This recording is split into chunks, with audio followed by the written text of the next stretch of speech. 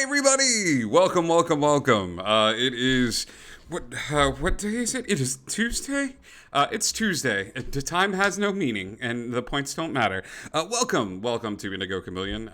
Thank you so much for hanging out with us tonight. We are gonna play some Dungeons and Dragons, and I'm very excited because we're gonna be playing Dungeons and Dragons in a universe that we haven't played in before. We're gonna nerd out on Percy Jackson, Camp Half-Blood tonight. So we've got a few announcements before we get started with tonight's game. We've got a Discord. You can come and hang out there and hang out with some really cool people, including most of the people that are playing tonight, if not all the people.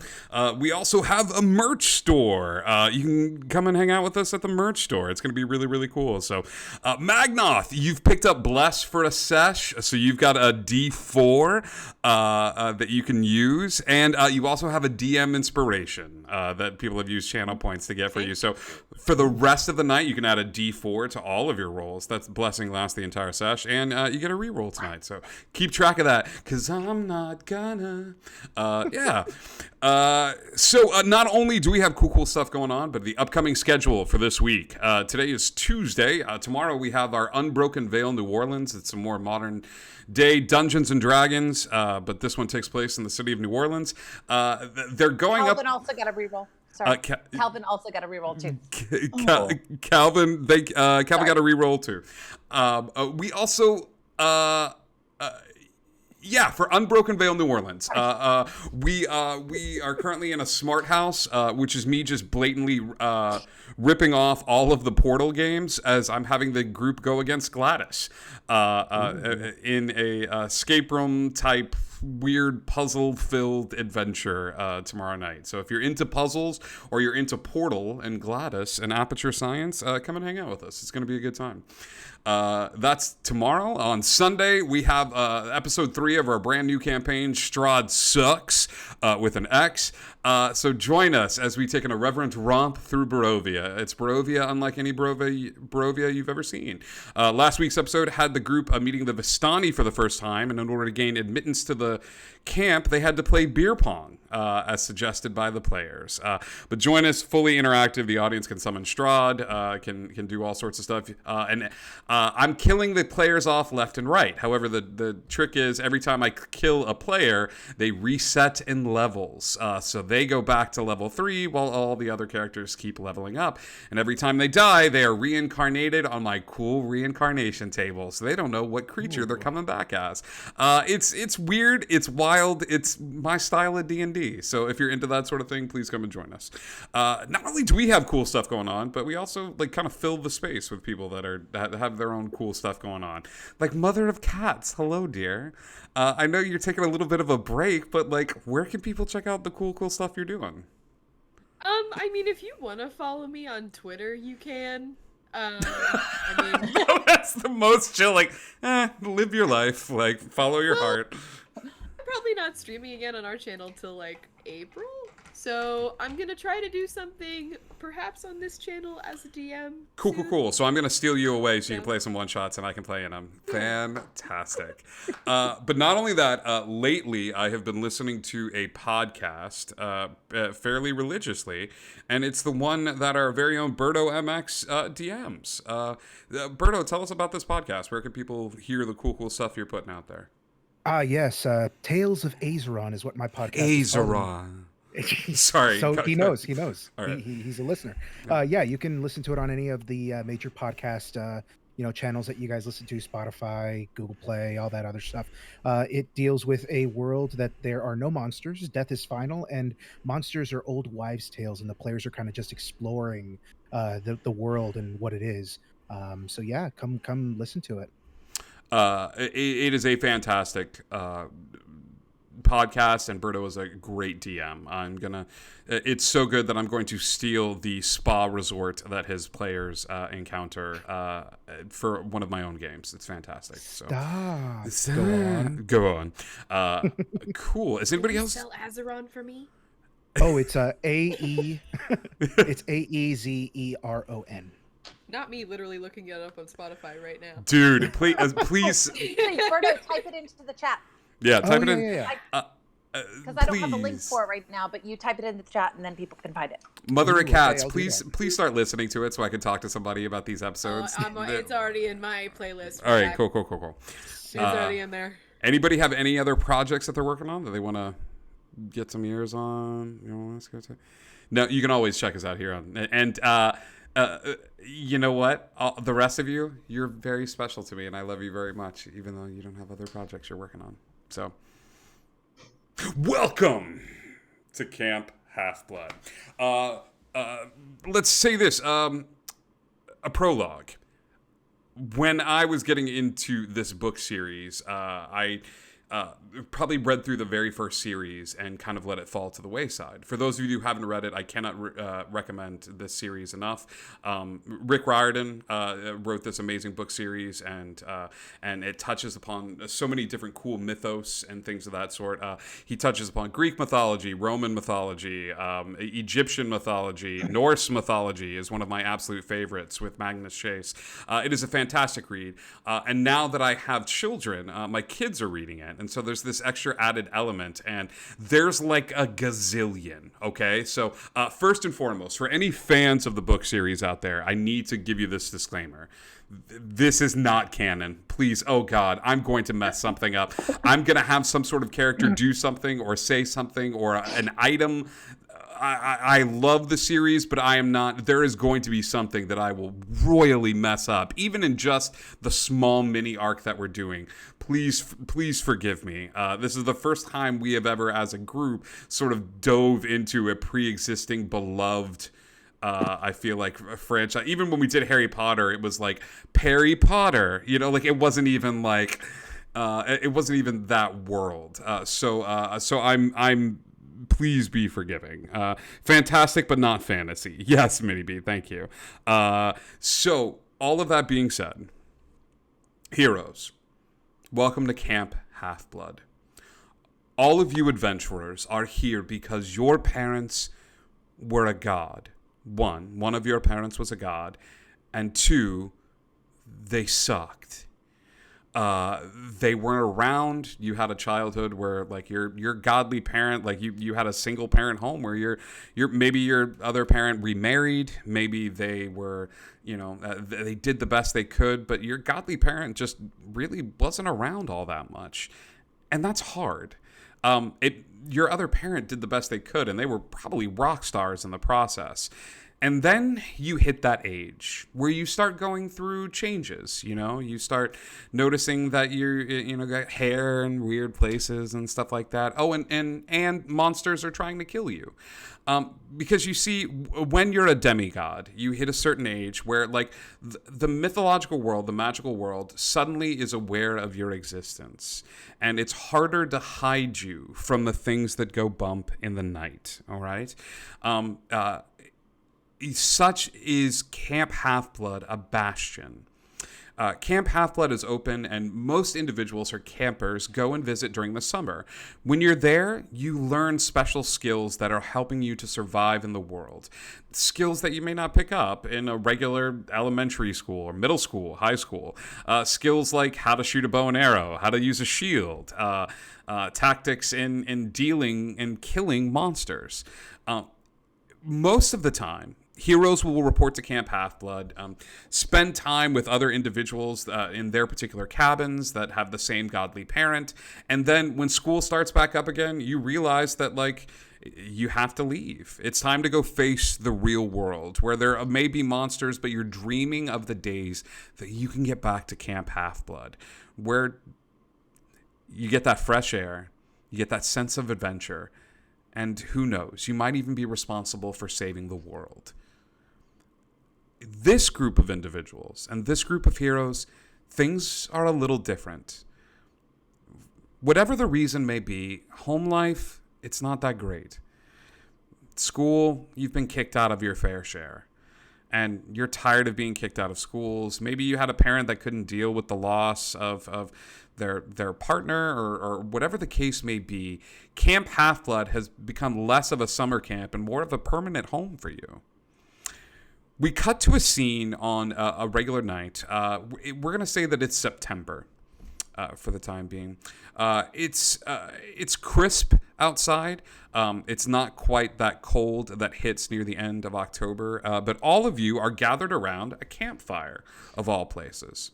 As you're gathered around the campfire, it is only the six of you. There are other individuals that decide to stay at the camp and things of that sort, but for the most part, they're allowed to take trips and go on field trips to explore the surrounding areas. Mr. D, or Dionysus, as some of you know, has taken some of the kids out for a field trip, entrusting the rest of the younger campers to, well, two individuals that are getting old enough that they could be considered junior assistants when it comes to Camp Half-Blood, whether they want it to be or not. So as our individuals are sitting around the campfire, roasting marshmallows and enjoying the night air, let's learn a little bit about them. Let's start with our junior assistants first, Chloe and Clyde. Chloe, let's start with you. What do you look like? Who is your godly parent? All right. Well, Chloe is, she's 18. She's kind of aging out of this whole thing. So I guess junior assistant is the best way to stick around. She's human looking. She's about 5'6", kind of short, scruffy brown hair. Like a zipped up hoodie. I mean, just kind of not dressed to the nines, but she's always ready to party. Yeah. Oh, and her dad is Dionysus. Not that he cares or wants to be in the picture at all. He's mostly sent them off on quests to keep them out of the way. What are you doing around the campfire, Chloe? Oh, yeah. She is not roasting marshmallows. She's actually looking for... she's actually got her cell phone out. I don't know how well it works in Camp Half-Blood. Cell phones don't work super great, right?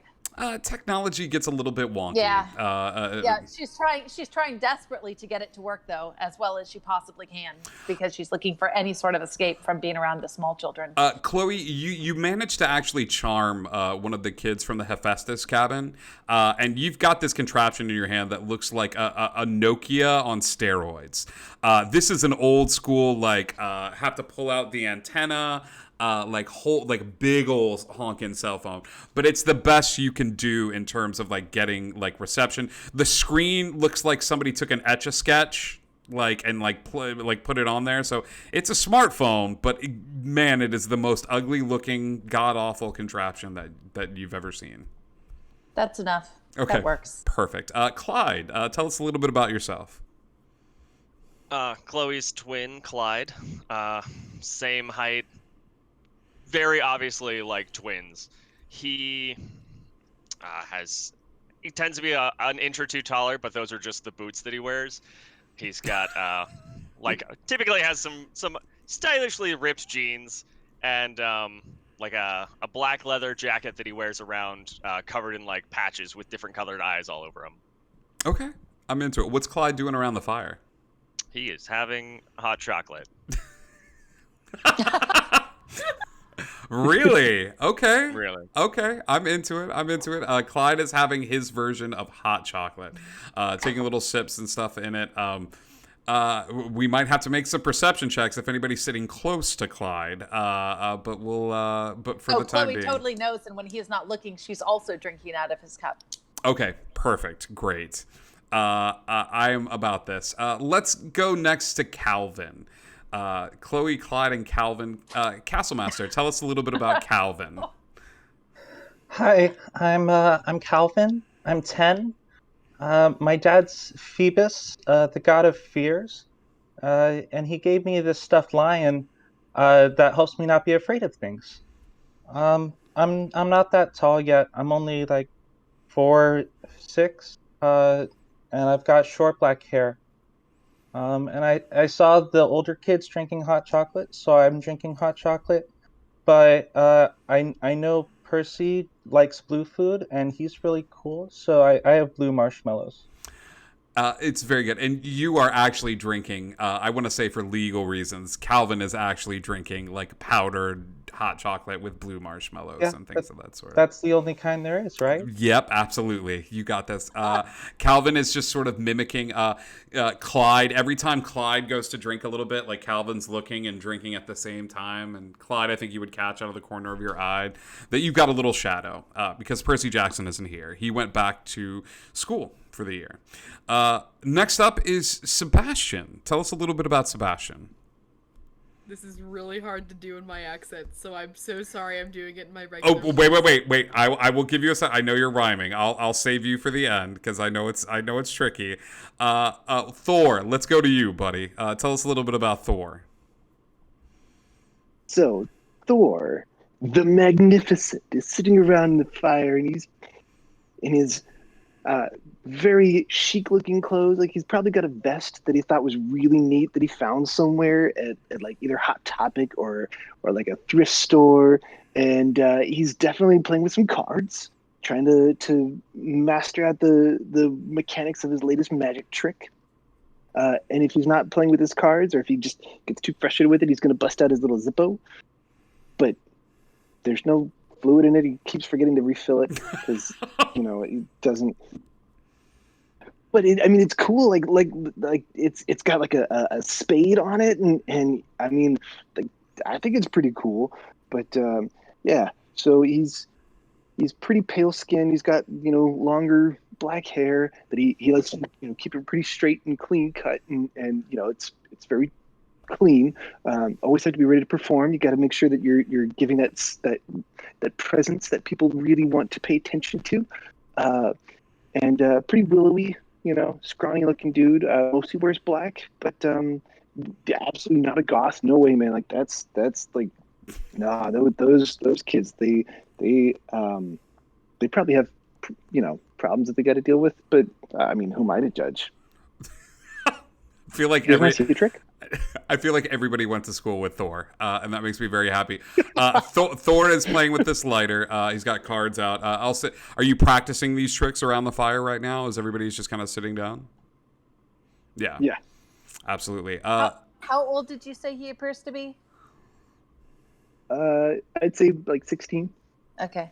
I'm pretty stoked that like when if I ever do leave, I'm gonna get my driver's license. That's gonna be fun. That is gonna be super fun. I'm excited. Douglas, tell us a little bit about yourself too. I'll say you're sitting right next to Thor during all of this. So Douglas Hugh Morris is looking and scribbling down notes in his journal. He is writing his next D&D campaign, and he's looking to have players join. He's looking around the campfire, wondering who to ask. He has black hair with a streak of purple running through it, brown-skinned, green eyes, 4'10", but on teen hookup, he puts that he's 5 feet tall. He is 14 years of age.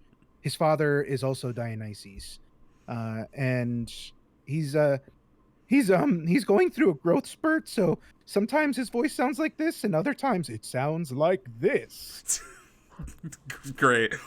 And Douglas, you're just writing notes for your D&D campaign, looking around the fire. Last but certainly not least, the last one sitting around our campfire tonight is Sebastian. Tell us a little bit about Sebastian. Yeah, I'm gonna do it in the voice. It has changed all the pronouns from he to me, so let's do that. Okay. A lead cleed, caffeine-filled teen, 6'3" Triton at the young age of 16. I'm really green, sorry, I mean aquamarine. My daily routine is cleaning the marine sheen of my sheathed weapon between longsword and trident, or so it would seem. Paladin in class, I won't intervene, unless of course you make a scene. My good genes complement my camp half-blood blue jeans. My daddy is Triton, you'll see me fighting. With my sword in hand, I look mean, but I'm keen to be a friend-making machine in my camp hoodie of tangerine. End scene. Always a pleasure to have you on board, Mother of Cats. And thank you. What is your character doing around the campfire? I would like to say Poseidon gives all the good gifts. The ocean had budget cuts. So, Okay. Triton, unfortunately, his pens are plastic. So Sebastian's is like one of those pens we got in middle school that had like the 6 colors around it, but there's only 2. They're both green. You can tell which one he favors because it's a little bit worn. But they Sure. don't even, the colors aren't even different. Like it's cheap, and he's just kind of flicking it, leaning up against a nearby tree, probably standing in a puddle. Perfect. You're standing a little ways away from the fire, standing in a puddle. It's a motley crew that is gathered here around with Clyde and Chloe. Even though you are not too far removed from some of the older campers here at camp, the burden of responsibility has been placed on your shoulders, at least for this evening, for a trial run. All of you are gathered around the safety of the campfire. Off in the distance, you can see the tree on the hill that overlooks Camp Half-Blood. The tree being the marker that marks the camp line, essentially, where monsters are not permitted to cross. As you're all sitting down and enjoying a delightful campfire, suddenly there is a flurry of movement next to the tree. As you just, all of you from wherever you are in the fire are drawn to a noise of just movement, as all of your heads sort of dart up and off to the side, and then the movement just sort of stops. Heroes, what would you like to do?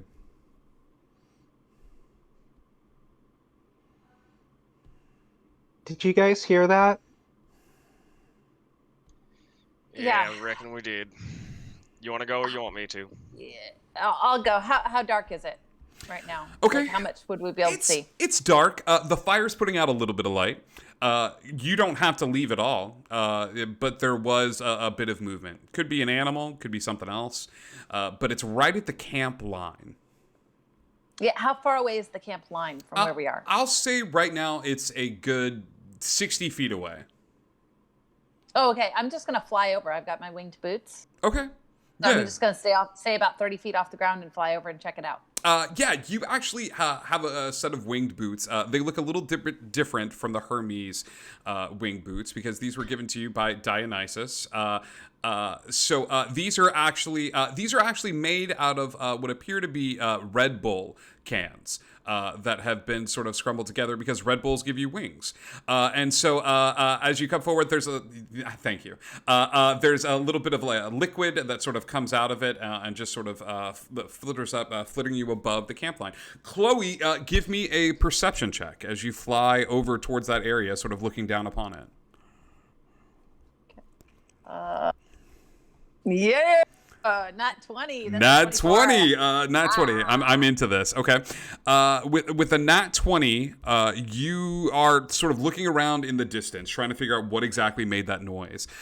Instantly, you sort of pinpoint, and your eyes dive forward towards what is making that noise. You see a kid. The kid looks ragged, beaten. He's wearing a pair of blue jeans. One of his shoes got ripped off somewhere. He's wearing like one shoe. He has a hat on that appears to be I don't know if Chloe would know this, but it's a red ball cap twisted around that is Ash Ketchum's hat. So essentially, it's you know, he wants to be the very best, but I don't know if Chloe would get the reference. The kid has the hat around, and he is clutching a bag in front of him that is the Pokeball backpack that I don't know if you've seen kids hold before. That he's got, and he's currently pulling out what appears to be an Uncrustable from a box of Crustables. Uncrustables that he's pulling out and just sort of eating by the comfort of this tree.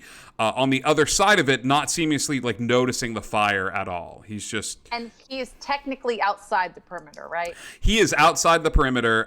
He is just eating this food, just kind of breathing heavily, like looking about the space.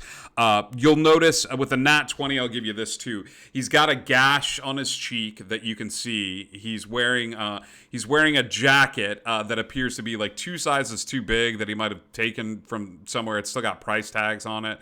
But he's just sort of like huddled into a little ball trying to make himself appear small in this situation. And would I know for someone to get through the perimeter, they would have to be invited, or is there something we need to do to get them through the perimeter if we chose to? No, if they're human, they just or like they just walk through. I mean, the only things that are not permitted are monsters. Thor, what's up, Okay. buddy? Do we know? So if you're outside the perimeter looking in, do things look different? It's kind of this weird sense of like the veil. For people not in the know that have not been touched by like the gods or know that this world exists, there's the mist or like the fog that sort of like obscures vision and things of that sort. So there's this prevailing like fog or mist that would hide the world of the mystical from the mundane. So the kid currently, it's hard to tell from Chloe's perspective because the kid is just eating a sandwich, like obviously in some sort of distress. Okay, she's gonna not go across the perimeter, but just from where she is, go, "Hey, kid, what's up?" The kid pulls out an X-Acto knife. And you see the little like click as he pulls out the little orange thing, and he goes, you can't have it. I told the other ones that they can't have it either, and I'm sorry I took it, but I was supposed to take it, and you can't have it. Right, I don't really care. What is it? I killed I'm your not taking anything sisters, from you. and he slashes the air in front of him, almost as a like sort of like bold like. I'm vroom, vroom, and takes it and just sort of like slashes the air. At this point, Sebastian, Douglas, Thor, Clyde, and Calvin, you would hear "I killed your sisters" and a little tiny like kid scream like from the hilltop. Right, you look a mess. Ooh. You want to come over here and talk with us by the campfire? Basically, seems a what I'm little trying bit to do is violent. get him to walk this way. I want to see if he can cross the perimeter or not. He kind of stops and like looks over, and it's like he's just noticing the fire.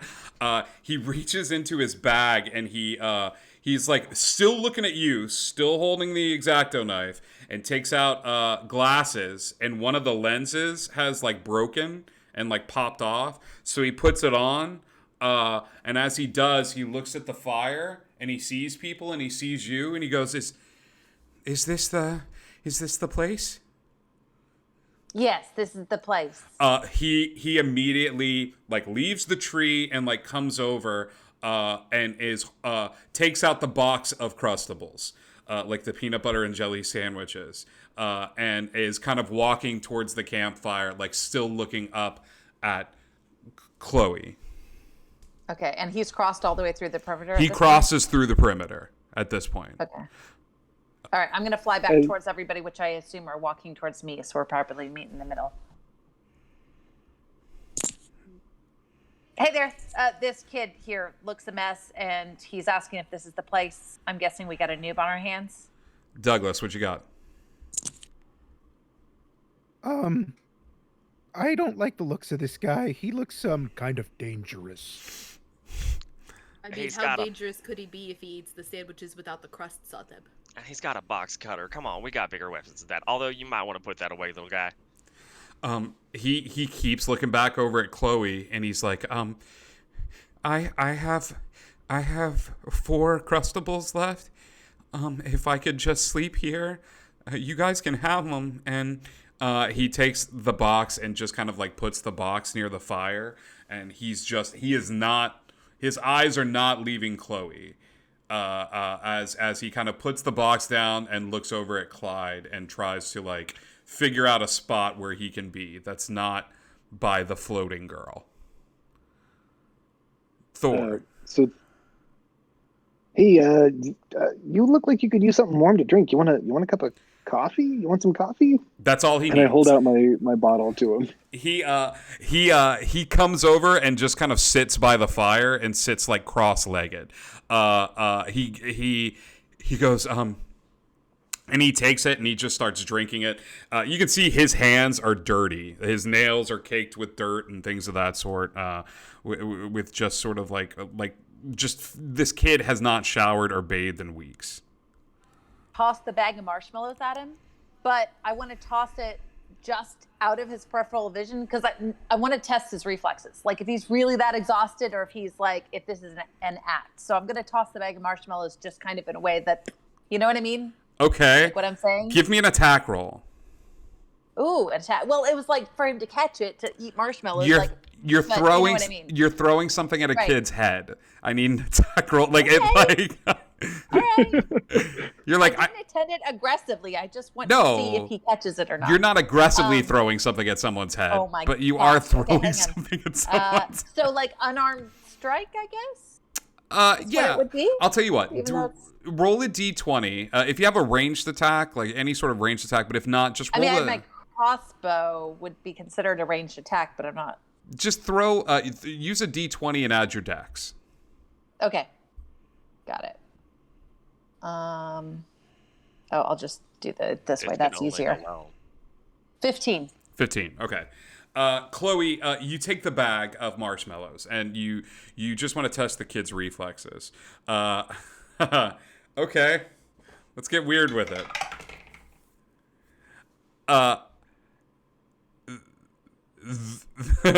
You throw the bag of marshmallows, and the kid is sitting there drinking the hot coffee, and he sees something out of the periph.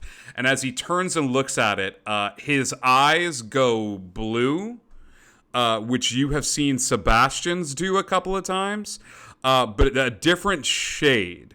Almost like this light blue, the sky blue, and the bag freezes in front of the kid's face. Almost as if the kid basically just like used the force to stop the bag. But the minute he looks at it and sees what it is, he grabs the bag of marshmallows from the air. The eyes stop going blue, and he brings it down and just like he does the kid just out of juvie eat, like he's just like he's stuffing marshmallows in his mouth as quickly as possible and drinking it, but still just sort of kind of keeping an eye on the rest of the individuals around the fire. Every eyeball on Clyde's jacket is now focused on this kid. Yeah.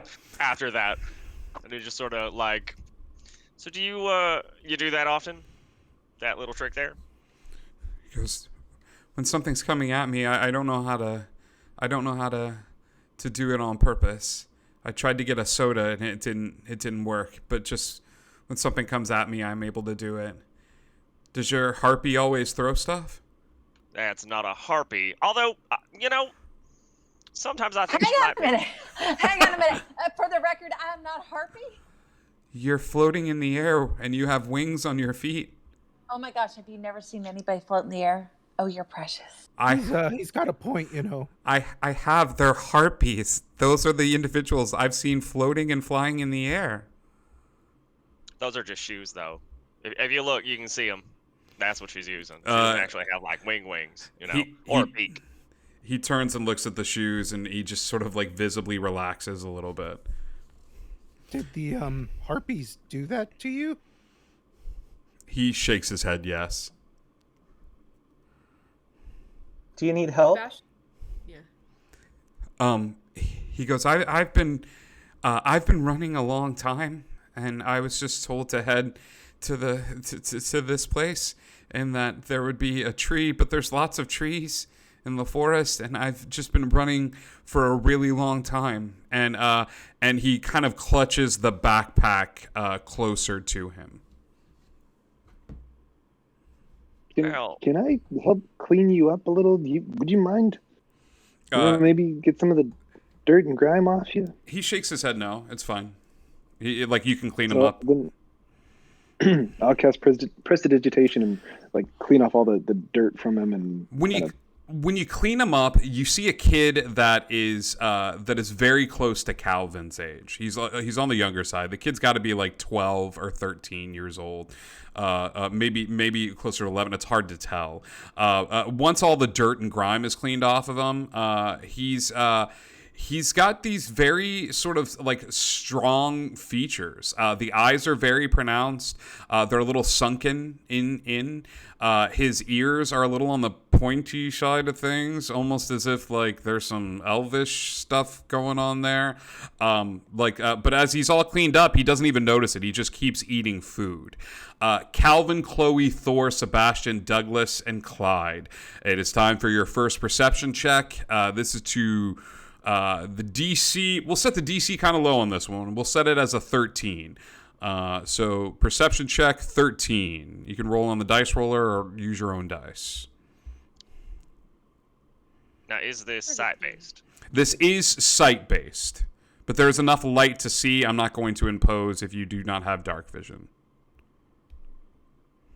Oh, That's going to come I into do. play later.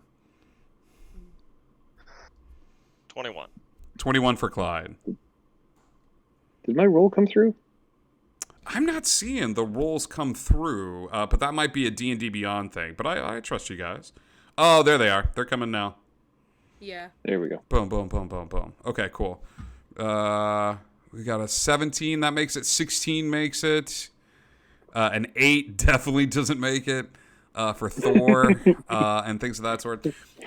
For those of you who beat the DC, the 13th DC, the kid in front of you is holding the backpack and just kind of shoveling marshmallows, and then all of a sudden looks up on the hill where he came from and freezes. And then scrambles behind Thor. The first individual to kind of be like, hey, do you want anything? You want to clean you up or anything? The kid scrambles behind and just immediately starts freaking out. Calvin, you know what this is. This kid is experiencing intense fear. As my perception checks, you made it, look up to the hill. You see the first of 4 skeletons hit the perimeter of the camp. Okay? They are being held in place, but you see each of them clanks forward, and as they do, they put up this skeletal hand to the barrier and just sort of test it. Like they press against it, and you see this golden shimmer that sort of envelops upward as they get close to it and press their hands against it. It is just an over and over, like they put their hands up to it, and the golden shimmer takes place. As right now, you only see 4 of them. Don't worry, kid. This happens all the time, but they usually can't get through. Wait, what's going on? What's going on, kid? Like, what? Chill out, All right, man. hey, why don't we find out what your name is, little guy? You're safe here. As you can see, they're not getting through. And if they are, they got to go through me. And trust me, they don't want to do that. My name is Cameron. What are you guys talking about? He goes, my name is Cameron, and he kind of like pokes up from behind Thor, and he goes, I'm sorry, I didn't mean to bring him here. Oh, no, trust me, you didn't bring them here. They come by sometimes. It's just fine. Thor, and he just kind of points at the skeleton. Yeah. Oh. Why Got it. exactly do you think they're chasing you? Because he's right, Clyde. Oh, I don't like that. You look up to the hill. Up on the hill, where the skeletons are, is an individual that left camp fairly recently. It's an older kid by the name of Luke. Luke was responsible for bringing about the war of the gods this past year. Clyde, Chloe, it's up to you whether you were close with this kid. He was similar in age to you guys. The camp golden child, Hermes kid, wasn't a fan of his dad, like kind of led the misfits and stuff like that. Luke disappeared. Luke vanished after the events that took place because he sided with Kronos. All right. Kronos was this individual that was looking to bring down all of the gods, wipe everything clean. And Luke has been gone. He's sort of like most wanted number 1. And Luke's standing on this hill with these skeletal beings. But Luke's not just standing on the hill. Luke's standing by the tree. And he's looking down at the group. Luke? Hi, Calvin. What's going on? Calvin, I have to deal with an issue, okay? I need to talk to Clyde and Chloe. But I'm not here to hurt you, okay, bud?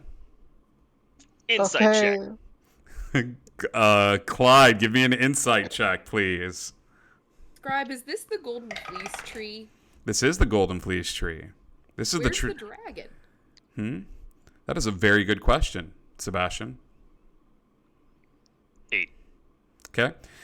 Can I get an insight as well on him? Or Yeah. is that okay? 18. Clyde, he's not here to hurt Calvin. Chloe, he's not here to hurt Calvin, but he will. Let's go. I'm already walking over towards him. There's a lack yeah. of emotion in this guy's face. Sebastian has the passing thought of, where's the dragon that's wrapped around the tree? The guard dog Yeah. for this thing. While he's thinking that, like, Sebastian just, like, carefully puts a hand on Cameron's face, and I'll give him 8 lay hands Yeah. points. Where that giant gash is. Yeah, absolutely. The gash starts to heal up. Yeah, Thor. Thor's going to use his shape-changing ability Okay. and do one of these, like, he's going to kind of create a brief commotion and change to look like the new kid. What's his name again? Clyde? Cameron or Luke? Cameron. Not Luke. Cameron. Cameron. Yeah. Yeah. You kind of To bend look down a like little Cameron. bit and change to look like Cameron. Okay. Yeah, absolutely. Sebastian, you kind of gather around the new kid. While you're healing him, Thor's gathered around the new kid. Calvin, Douglas, what are you doing as Chloe just starts to be like, this guy starts walking up towards the hill where Luke is? Well, once the older kids start going to Luke, I'm gonna cast Bless on both of them and and Cameron as well. Okay. Cameron gets a bless. Chloe gets a bless. Clyde already has a perma bless, so I'm gonna say you can give that to like Sebastian, Doug, or Thor. Is anyone else going up there? Currently, it doesn't look like it. Give it to Sebastian then. Okay, Sebastian, you've got a bless on you. Okay. As I walk up to the tree, I'm going to cast Mage Armor on myself. What does a child of Dionysus's mage armor look like? Oh, it doesn't stay shimmery, but there's a momentary, almost a wine-colored shimmer. Okay. Where she just like radiates this, and then it fades because it's not there all the time, because that would be terrible. But yeah, so she glows for a minute and then it just kind of fades. And she's also going to pull out her crossbow. Okay. So she's not like she's looking on the assertive side of aggressive. Okay, I'm about this. Douglas, what are you doing while Thor and Sebastian kind of cycle up around the kid?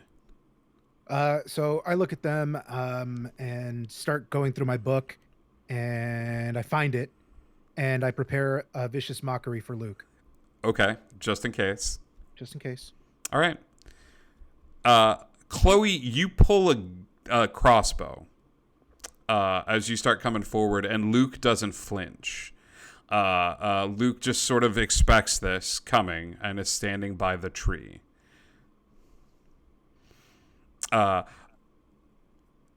It waits for you to come close until you're out of earshot of Calvin, Sebastian, Thor, and Douglas. Mm-hmm. Clyde, it's good to see you. It is good to see me at all times. I'm incredibly attractive. You're right about that. Chloe? What do you want? The kid took something. I need it back. What was it? It's a hat. What's it do? You know this line of question. You already know what I want to know. You should probably just give it to me. It belongs to Hades, Clyde. It's a helm. He thought he had it back. He was wrong. It got switched out We had an ambitious harpy. Regardless, the kid came into contact with it. He's got a hat. I don't want to do this. I could kill everybody in this camp for the greater good, and I don't want to do that. Wait. So the kid stole the hat, or the kid accidentally got the hat because Hades messed up? As you start speaking, Luke's eyes change. For a brief second, Luke's eyes go pitch black, and then he kind of shakes it off, and then looks back to you. Chloe, regardless of how we got the hat, all I want is the hat. It's going to look It's going to look like a ski mask. Your job is to be a good little girl, to go get the hat and bring the hat back. Regardless of what you want. We're going to need more information. So Okay. you can either give us this information or you don't have to. And we'll move on from there. Cool. Here's the information I'm going to give you. I'm going to give you 5 minutes to go down there, wrestle the hat from the kid. If you are not able to do that in 5 minutes, I'm going to poison this tree.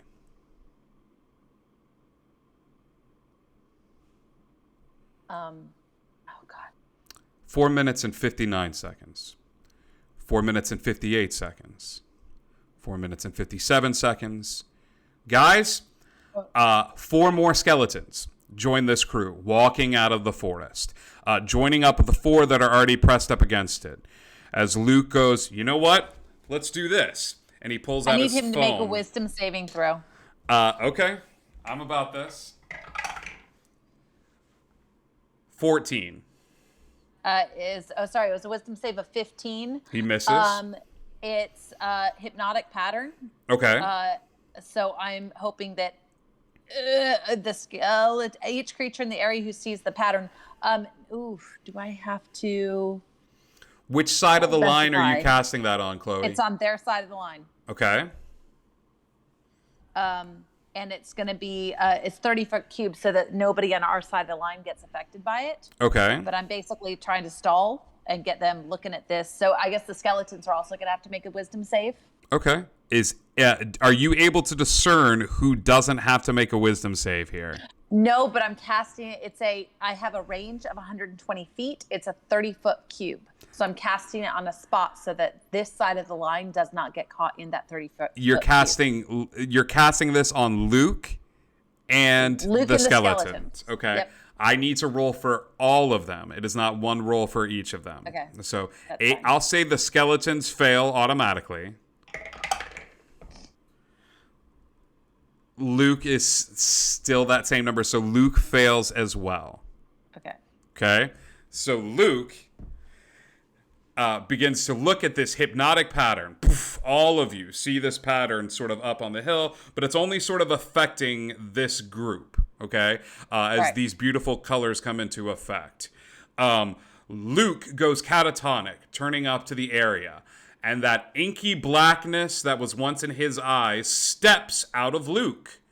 Boom, as the body stays there, and the blackness steps forward and says, 4 minutes and 30 seconds. All right, come on. I'm gonna grab her by the hand and just start 4 minutes. walking. Okay. Would I And recognize this 29 person? seconds. You have not seen This this. is- You can no. give me a history check if you would like. Ooh, I've got a +0 to history, so this should go great. 9. Nope, you have no idea. This individual is starting to get taller and taller on the outside of this line All right. now that it is free of the confines of Luke. As Luke and the Okay. skeletons look up at the cube, this dark, shadowy figure is growing and growing and growing. Calvin, it kind of looks like your dad. Sebastian, Douglas, Thor, you're all seeing this darkened figure just grow in height as the surrounding lights around the area begin to dim and dim and dim as this figure is free from any earthly binds. Okay. As Chloe and Clyde walk back towards the camp. I look over at Cameron. Yeah, you shouldn't have to worry about any of that. My brother and sister, they got it, I think. He's just sort of Wow. he's just sort of nodding as Chloe and Clyde walk back over. Listen, Cameron, you're gonna have to talk real fast. We need to know about the hat, the black. That hood one's you got, Cameron. the helm. That one's Cameron. You're talking to Cameron, and then Oh, yeah. Thor kind of points over to the other side, and you see another version of Cameron who's just kind of sitting there, and you start talking to the real Cameron. That's annoying. Okay, Cameron, you're gonna have to talk fast. You're gonna have to tell us about the hood, Hades' hood, the black one that you have. The ski mask. He clutches his backpack and reaches inside of it and pulls out a blackened hood. As he pulls it out for just a brief second, you see a helmet appear in his hands. The helmet is very apparent to anybody who has ever been at camp and has been paying attention to classes as the Helm of Darkness. The Helm of Darkness played a role in this past adventure with Percy Jackson, as Percy Jackson traded the Helm of Darkness to get his mother out of the underworld. Hades released her basically because this was Hades' big item. It was Zeus's thunderbolt and the Helm of Darkness. Supposedly, the Harpies brought the Helm of Darkness to Hades, and Hades released Percy's mom. However, according to Luke just now, there was a switch up. The real Helm of Darkness is now in your possession. Why do you have that? I found it. I found it on the ground, and there was this bird lady, and she started chasing me, and I haven't stopped running since. And then another guy tried to get it from me. Listen, we either need to toss that thing back or we're gonna have to fight all of them. Now, I'm down for fighting all of them, but we just need to decide real quick. We got like 3 minutes. Yeah, I'm not down for fighting anybody right now. I mean, I'm always down for a fight, but unfortunately, I'm not sure that's one we can win, sis. I mean, not to be the bearer of bad news, but unfortunately, I don't think that shadowy guy has a place to go if we kill Luke, so we should probably just... So, I don't want to kill Luke. I mean, I know he's, like, not good right now, but he was my head counselor in the Hermes cabin. Yeah, I got some mixed feelings about that myself, actually. I mean, my guess is big shadow monster can't get through. Luke can. But we're a little worried about the tree right now. Yeah, exactly. Unfortunately, it's sort of like give him the helmet or, lose the protection this place provides to literally everybody here, so... I put my hand forward to try to take the helmet so that we can give it back.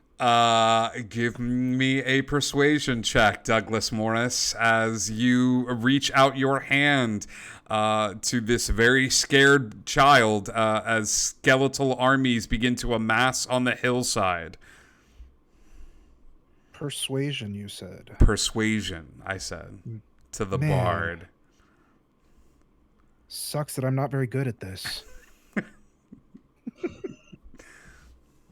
22. 22 persuasion. I thought as much. With the 22, you just sort of entreat the small child. You're like, please, please, I need the helmet. You know what I mean? Do you say anything to him? Hey, little guy. I know that you're scared, but you must listen to reason here.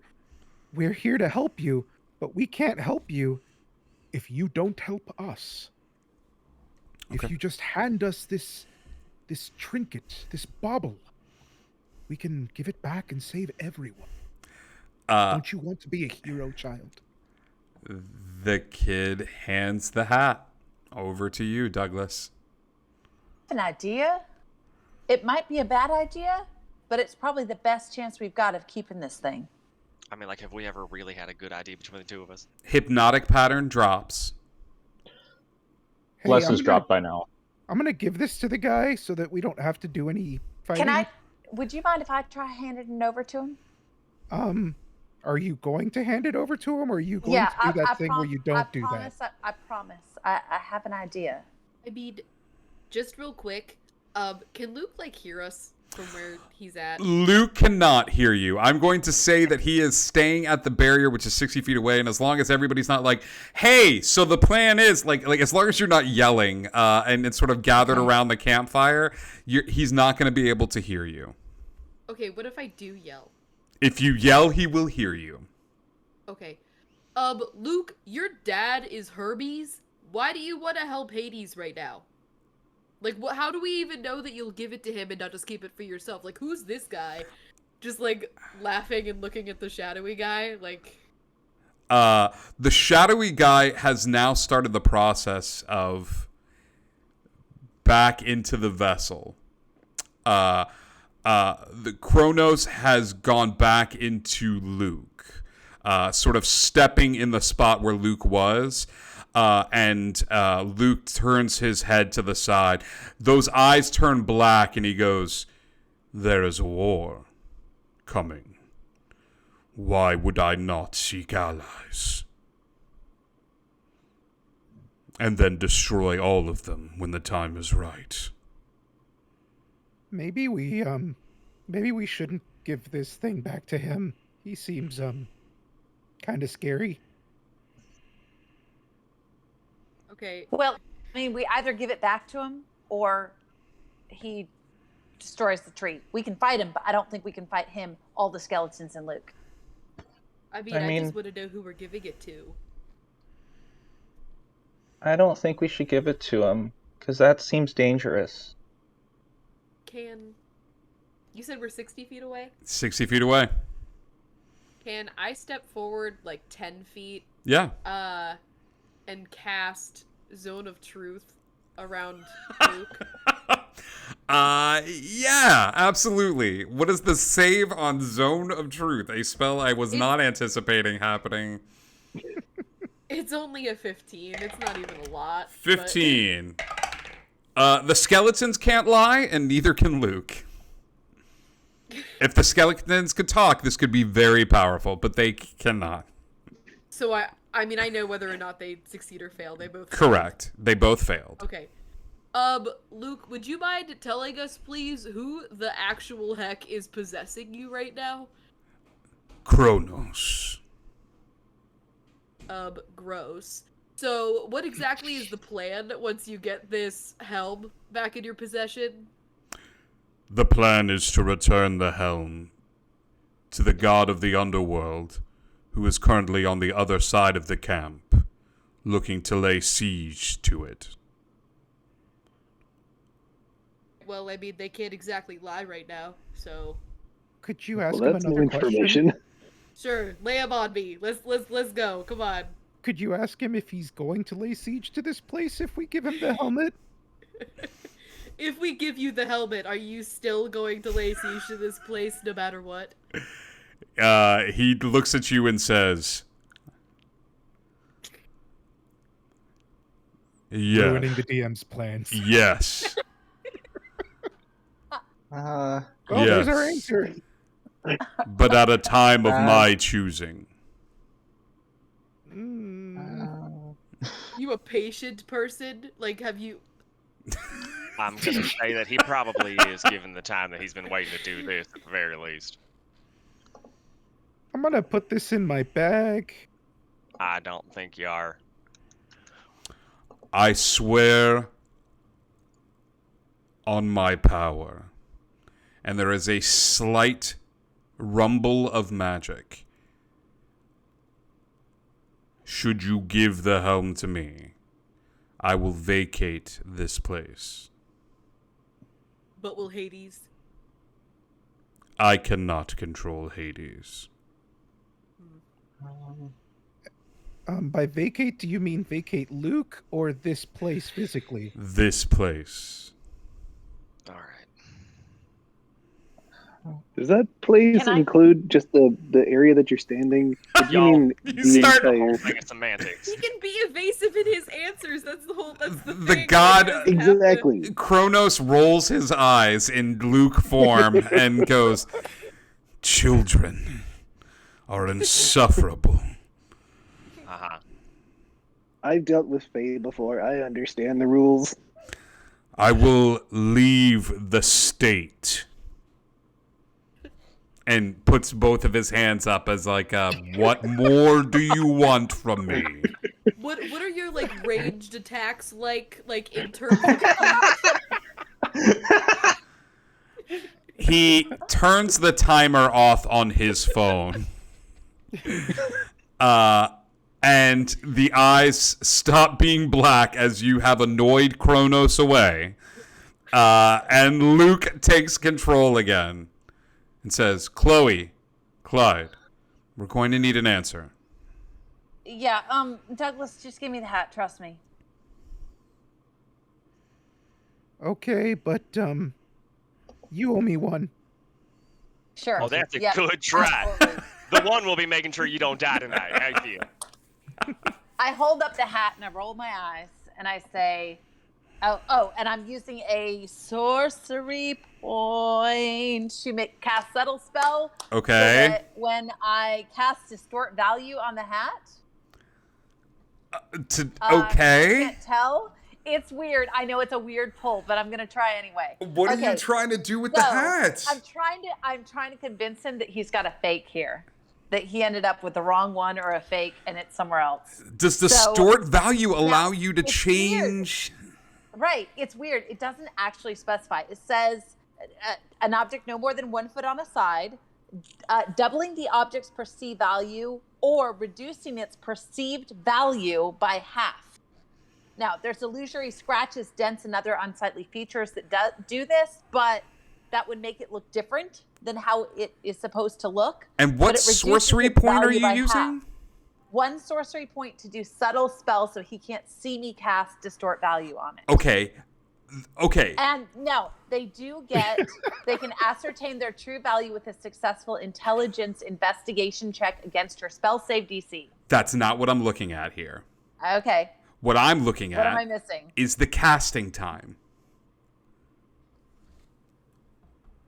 1 minute. So I just have to stall for a minute. Or you can ask someone here to help stall for a minute. You are still in a little grouping, and Okay, got it. So I say, give it to me a minute. Hey, can somebody stall like 1 minute, please? Hey, Luke, do you mind if I ask you a question real quick? Quick, Douglas. So, I had this great idea for a Dungeons and Dragons game. Douglas, I don't have time for your games. It's really important because I'm trying to start a podcast, and I think you would be a really great person to help me with this idea that I had. Deception check at disadvantage because everybody's got a podcast. Everybody has a podcast. Luke has a Luke and Kronos have a podcast where they talk about movies together. So deception check at disadvantage. So can I use my boon to make it just a normal roll? I will let you use your boon as you're like, Dad, I need a little bit of help here. Sun's getting real low. And you're like, and you get a little voice in your head from Dionysus is like, I am the god of bad decisions, and even I think this is a bad decision. But good luck. You can make this a straight roll. A dirty 20.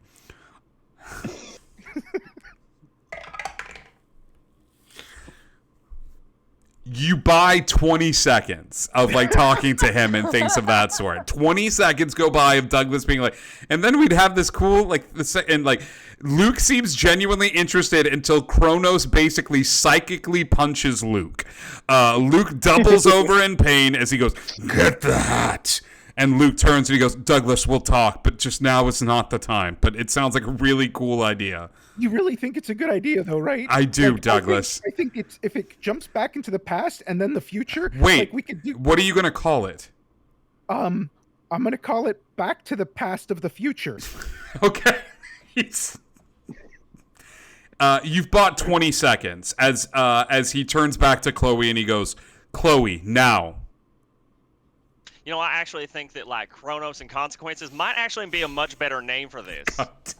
Oh my God, Kronos and Consequences. That's amazing. Why didn't I think of that? Kronos, would you like to be my first guest? I don't know what I was expecting here. Clyde, give me a performance check, please.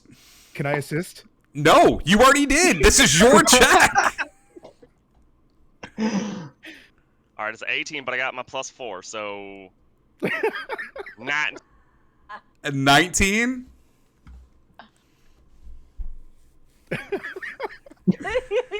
Luke is holding out the hand, and then 19. Oh, We damn. just turned this from a 2-shot into a 1-shot. Kronos goes, now hang on. Let's not dismiss. Let's not dismiss Kronos and consequences. My message would have a much larger audience. And Luke goes, no, I agree that it's enough of this. I'll say you've bought 40 seconds between him contemplating and things of that sort. You need another thing as Luke gets and puts a hand up by the tree, basically to do something to the tree as Chloe's walking forward. Sebastian, what do you got?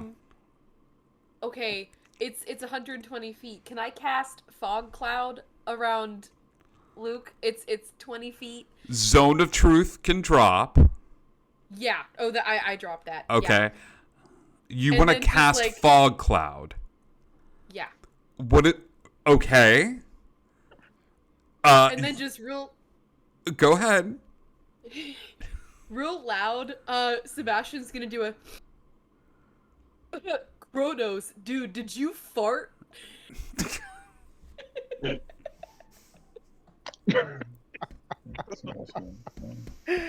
Oh man. You literally said, "Build me a bunch of sarcastic teenagers." I did. I really we understood did. the assignment. You did understood this the to yourself. assignment. The fog cloud happens in a really loud Kronos, did you fart?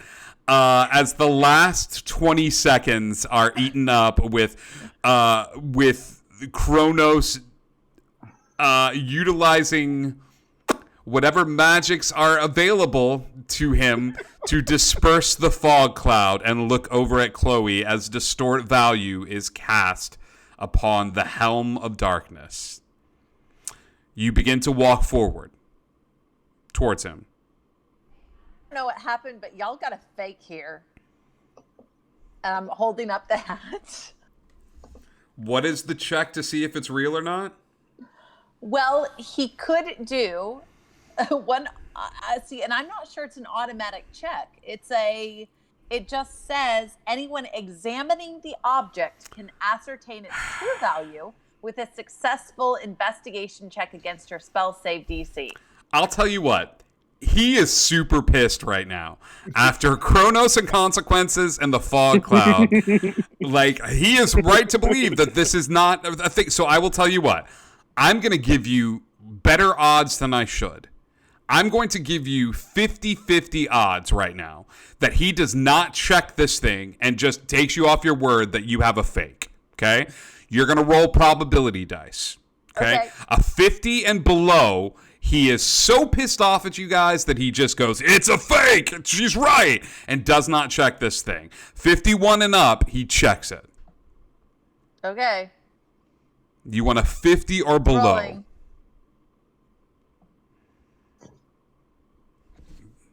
What is 29. it? 29. 29. You're like, I think this thing is a fake. And as you hold it up, you can see that your magic is intuitive and it's picked up on the vibe of the space.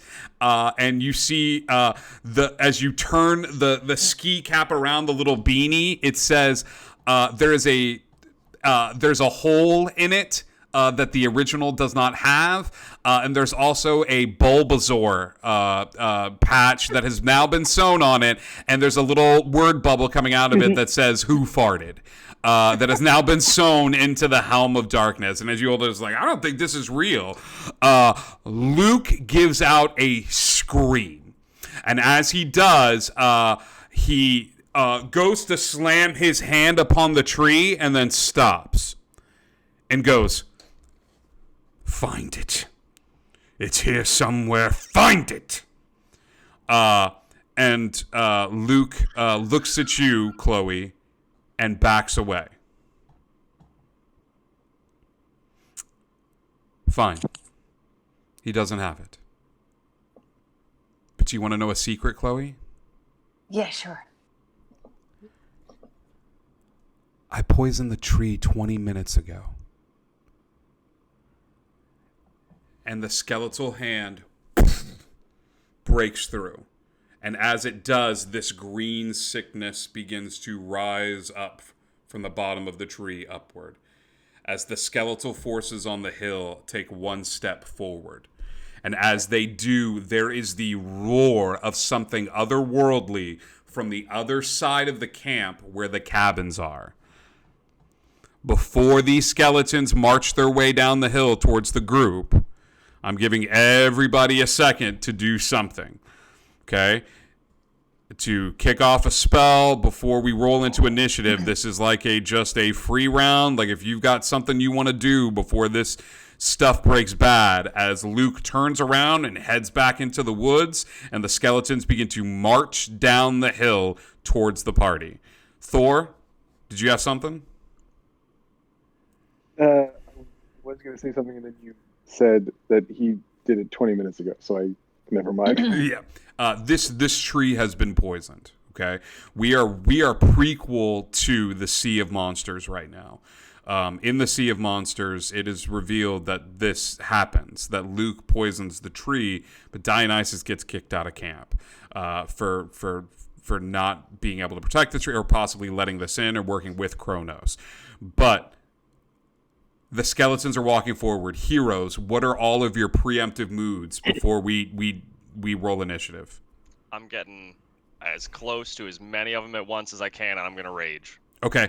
Clyde, you are already up in the thick of it. I will say you turn around. Do you pull out any sort of weapon? Does Clyde have a weapon on him?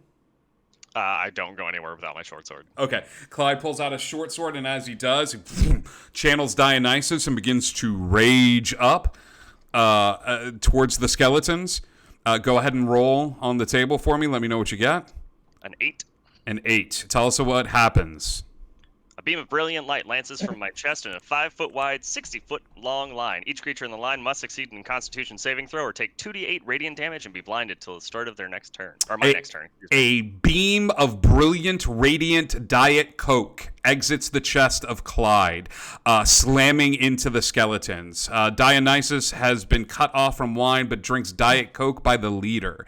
And as Clyde rages, this beam of brilliant, radiant Diet Coke hits the skeletal forces. Calvin, what are you doing with your preemptive turn? Bless 3rd level, so everyone that doesn't have one has one. Got it. Chloe, Sebastian, Douglas, Thor, you can add a d4 to saving throws, ability checks, and attack rolls from here on in, thanks to Calvin. Chloe, what are you doing?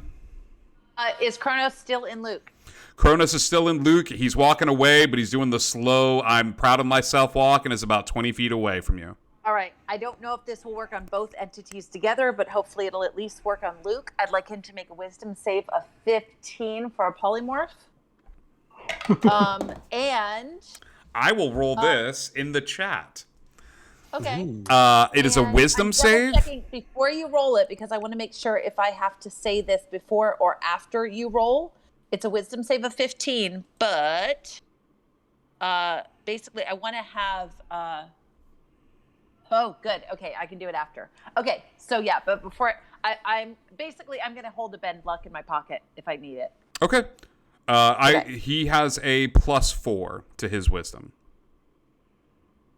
Oh, so you're just rolling it straight and then adding 4 and then... He gets a 10. Okay, so he fails it anyway. We're good. Okay. All right, so I would like to polymorph him into an animal. The animal is a piece of coral. Okay. Oh, yeah, no, because they're okay out of water for a really long time. I looked it up. Over an hour. I checked it. So, because I want to be able to pick him up and put him in my pocket. Okay. Oh, but I have to cross over the line to do that. You do. Nope. I'm going to polymorph him and then wait and see what they do. But if they clear the space, I want to put him in my pocket. Because... Coral? Oh, no. Actually, I think Chloe? I can mage hand. No. I don't want to cross the line myself, but I can mage hand. I know, coral but to me. you have one turn here, so you're Yes, I know. So I'll wait. you're polymorphing. Okay. Polymorph, yes. Got it. The polymorph hits. Yes. Sebastian, what are you doing with your pre-turn? Okay. So, who has the least amount of hit points? You The sorcerers. Probably the sorcerers. So either Thor or Chloe. Thor for a guy named Thor is not as beefy as his namesake. Like, Okay. No, I was gonna say, give me one more. Thor, Chloe. Who else wants it? maybe Dougie. Bards are not notoriously known for being of strong fortitude. Okay. I'm yeah. good. I'm at 59. You know who? The other your co-patriot, your other little mini Cameron. Thor. Oh yeah. We are talking Cameron, right? Yes, there are two Camerons, so both Camerons could use this. All right. I will cast Aid. And for Sebastian, that just looks like unwrapping a Band-Aid that's covered in seashells. Okay. And you guys all get 5 extra HP. Each of you get a Band-Aid covered in seashells. That is your hit point maximum for as long as this lasts. Got it. Thor, what are you doing? Well, I did have a plan until suddenly the big bad got turned into coral. Chloe has changed Luke and what she hopes is Kronos into coral. So Luke has shrunk down. But It's not Is his there now a turn yet. giant shadowy thing? No, there's a smaller shadowy thing where Luke was once standing, but all of this is happening within the scope of 6 seconds. curse D&D rounds. Right. Then I will cast. So then I probably, as Luke was walking away and as Chloe was casting her spell, I was probably in the process of casting my own spell, which is Crown of Madness. Okay. Range of 120 feet. So even though I'm a ways away, I could still have Yeah, I'm into this. reached him.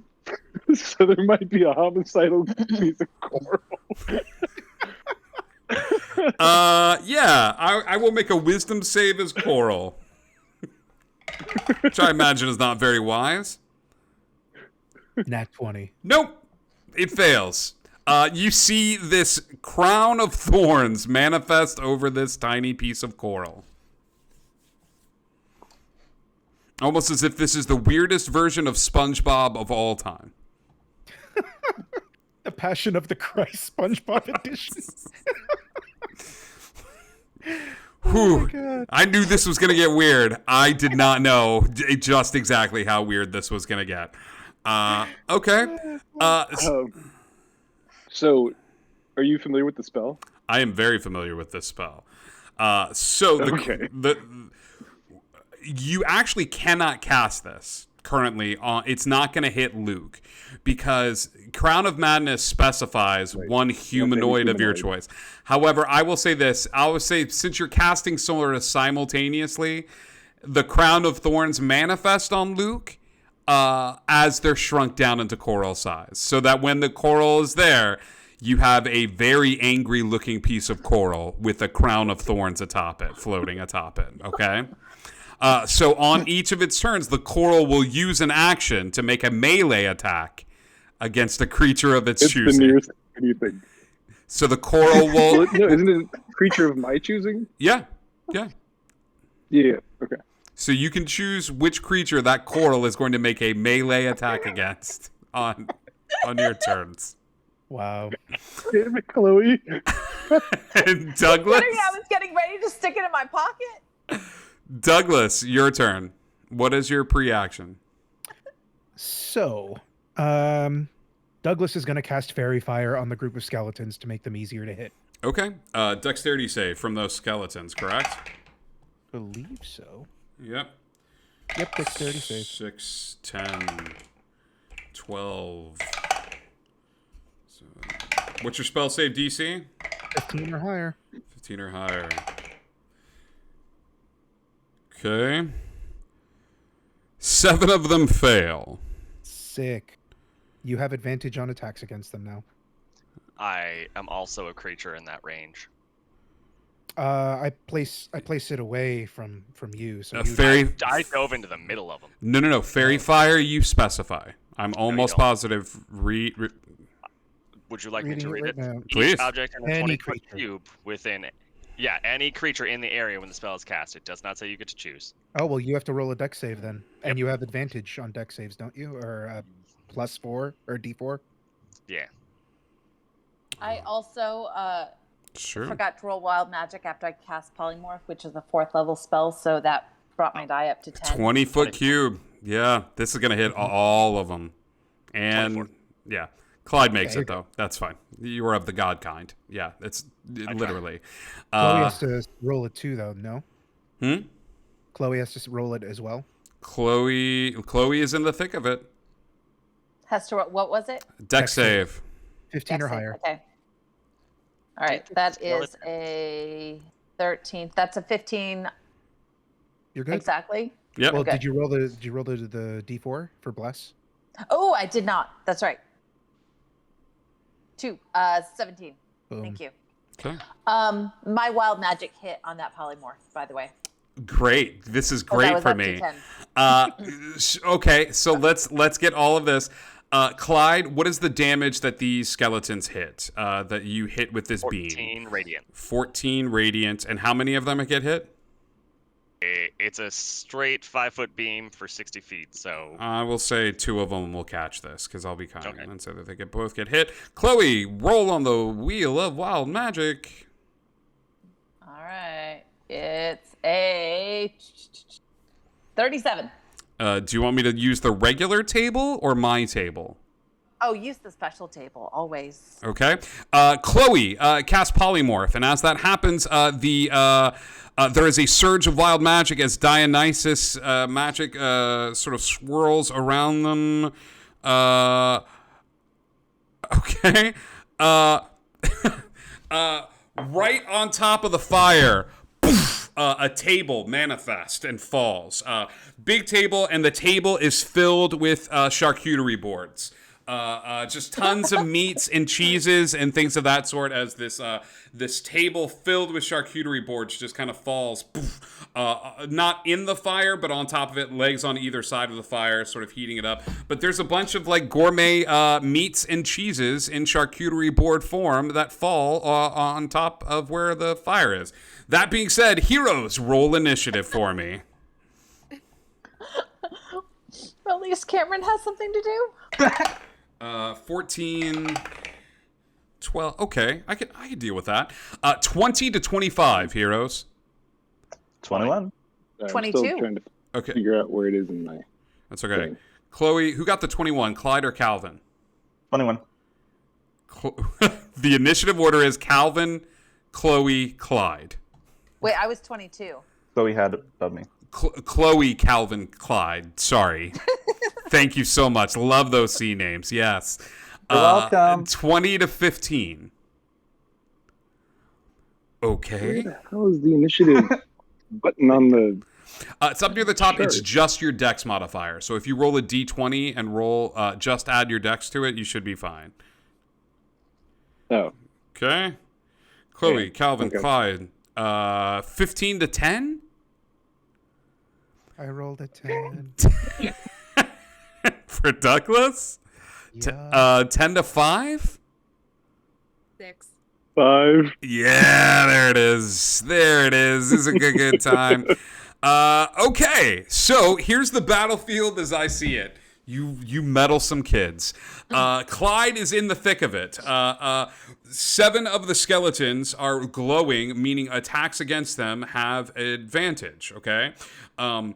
Clyde has just sent a beam of Diet Coke radiant energy blasting out of the center of his mass and hitting all of these skeletons. Yes, just like the one Douglas is holding. There's a charcuterie table set up where the fire is, and the most pissed off looking piece of coral any of you have ever seen in your entire life. A little ways away, and a tree that is poisoned as skeletals. The skeletal beings that you can see, the count is at 8. Heroes, let's begin. Chloe, you are up first. What are you doing? I'm using my mage hand to grab that coral and pull it to me. Okay. I want to protect it. You pick up the oh so small piece of coral and bring the coral over towards you. As you do, it is trailing a faint hint of darkness behind it. I need a wisdom saving throw as Kronos looks for a new vessel. Oof. Yikes. I think I may have to Tides of Chaos that. Okay. Because that was the. Don't forget your plus 4. You've also even got with the blast. +4, that was a yeah, 6. it was terrible. So that's my 1 Tides of Chaos. What was I rolling again? It was a wisdom save. That's right. Okay. Wisdom save. Oh God, that was even worse. Okay. That wasn't that one. Okay. Oh. Chloe, you pick up the coral. As you pick up the coral, that darkness begins to just sort of envelop you. For the time being, you are not overtaken, but it is as if Chloe is swallowed into darkness. Chloe, you are blind as this darkness surrounds you. You are not going to be overtaken by this until you hit 3 failed saves. On the 3rd failed save, that is a season wrap on Chloe for the time being. Okay? As Kronos needs a body. Okay? A corporeal form in this area. And right now, Chloe, you are just blind as Chloe is swallowed into darkness. Calvin, what are you doing? Hi. So if I have 30 feet of movement, how many skeletons can I be within 30 feet of? You could be within all of them and Clyde. Okay. If that's the case, I'm gonna do that and then do Channel Divinity Turn Undead. Okay, yeah, I'm into this. Absolutely. What is the save against Turn Undead? Turn Undead. It's gonna be a Wisdom saving throw of 15. And then if they're C1 or lower, it destroys them as well. Because I have Destroy Undead. 2, not rolling better than I did with the other. Okay. In one fell swoop, skeletons 1, 2, and 3 explode. 1, 2, and 3 explode in that area. Leaving 4, 5, 6, 7, and 8 still there. Calvin, as you step forward, that is your action. You doing anything with your bonus action? No, I'm just gonna look at Cameron and say, "Don't worry, they train us to protect ourselves here, so we've got this." Yep. Cameron looks over at you and just sort of like, okay, great. I cast things by holding up my lion at it. You hold your lion at it. That's how I cast it. Cameron like nods at you and takes a few steps away from the lion. Great. Well done, Calvin. Clyde, your turn. We're just gonna start swinging. Okay. 4 and 5 look the most damaged because they were hit with the blast of Diet Coke Ray. But 6, 7, and 8 are looking pretty hardy as well. All right, first attack is a 10. 10 misses on 4, unfortunately. The second shot is a 1. Even with advantage? Even with advantage, because these two are all surrounded right. by fairy fire. Oh, you're right. I'm right. Then we'll give that, will just be the first attack then for those 2 rolls, and I will make the next one an advantage and pretend I know how to play this game. Well, those will be the first 2 rolls for that one, and then, another roll at advantage. At advantage, yeah. So second one is 16 to hit. That's definitely going to hit. It's better than a 1. Yeah, you're wrong. That is a 9. 9 points of damage. The Yep. The skeleton's looking a little wobbly with that hit as Clyde slams into this thing with his short sword. That's your action. You doing anything with your bonus action? Nope. Okay. It is the skeleton's turn. Skeletons 4, 5, 6, 7, and 8 are all going to gang up on Clyde, since Clyde is the one that is closest to them. As Calvin, Chloe, Thor, Sebastian, and Douglas hear the sound of thunder from the other side of the camp, and it is getting closer. Something is hitting the ground hard and repeatedly and racing over to this side of the camp. You don't know what it is, but it's coming in hot. But these are all going to make attacks against you, Clyde. It's going to be a beatdown. 19 hit for the first one. Hits. 19 for the second one. Also hits. Nat 20 for the third one. That one misses, actually. That's gonna be the miss. 10 for the fourth one. No. And a 7 for the fourth one. For the fifth one. Okay, so it's only the 3 hits, the 2 regular hits and the nat 20. It's fine. 7 points of damage. All right. 5 points of damage. What type of damage is it, DM? This is slashing damage. Cool, half damage. Nice. Yep. 17 points of damage for the for the nat 20. As the skeletons just go into town. Over on Clyde as they all begin to surround him. That is the skeleton's turn. Who would you like the coral to attack, Thor? I'm not sure I have stats for a coral attack. Who is within range of the coral besides Chloe? Chloe's the only one in range.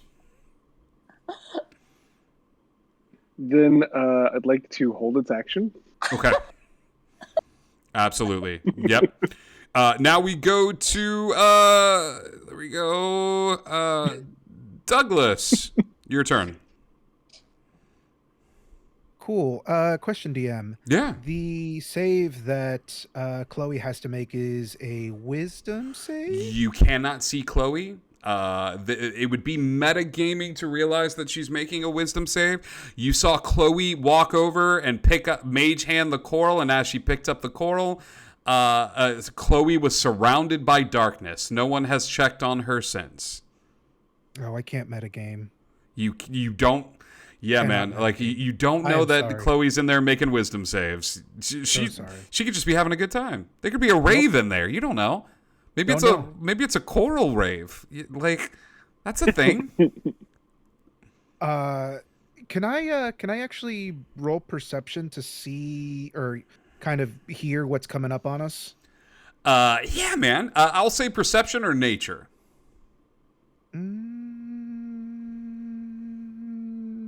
You know what, Douglas? Based on your background, I'm going to give you this at advantage. Sick. Perception check at advantage. Go ahead. I am a merciful god. That's not very good. No, That's even worse. Quite terrible. Okay, yeah, you have no clue, pal. Cool. Even with your background, your experience in D&D, the greatest game ever, you have no idea. You know it's big. You know it's beefy. That's all you know. Okay. I'm gonna give you that as I'll say that as a bonus action. That it's not gonna take up your whole action. So merciful, such a merciful DM. I'm gonna cast Vicious Mockery on one of the skeletons, and hopefully they can understand me. Yeah, absolutely. Which skeleton are you doing? There's a bunch of them. Let's go with skeleton number 8. Sure, yeah. Skeleton number 8 near the end there. Yeah. What do you say to him? Hey, skeleton, yo mama is so hairy. The last time she shaved, an enclave of druids became homeless.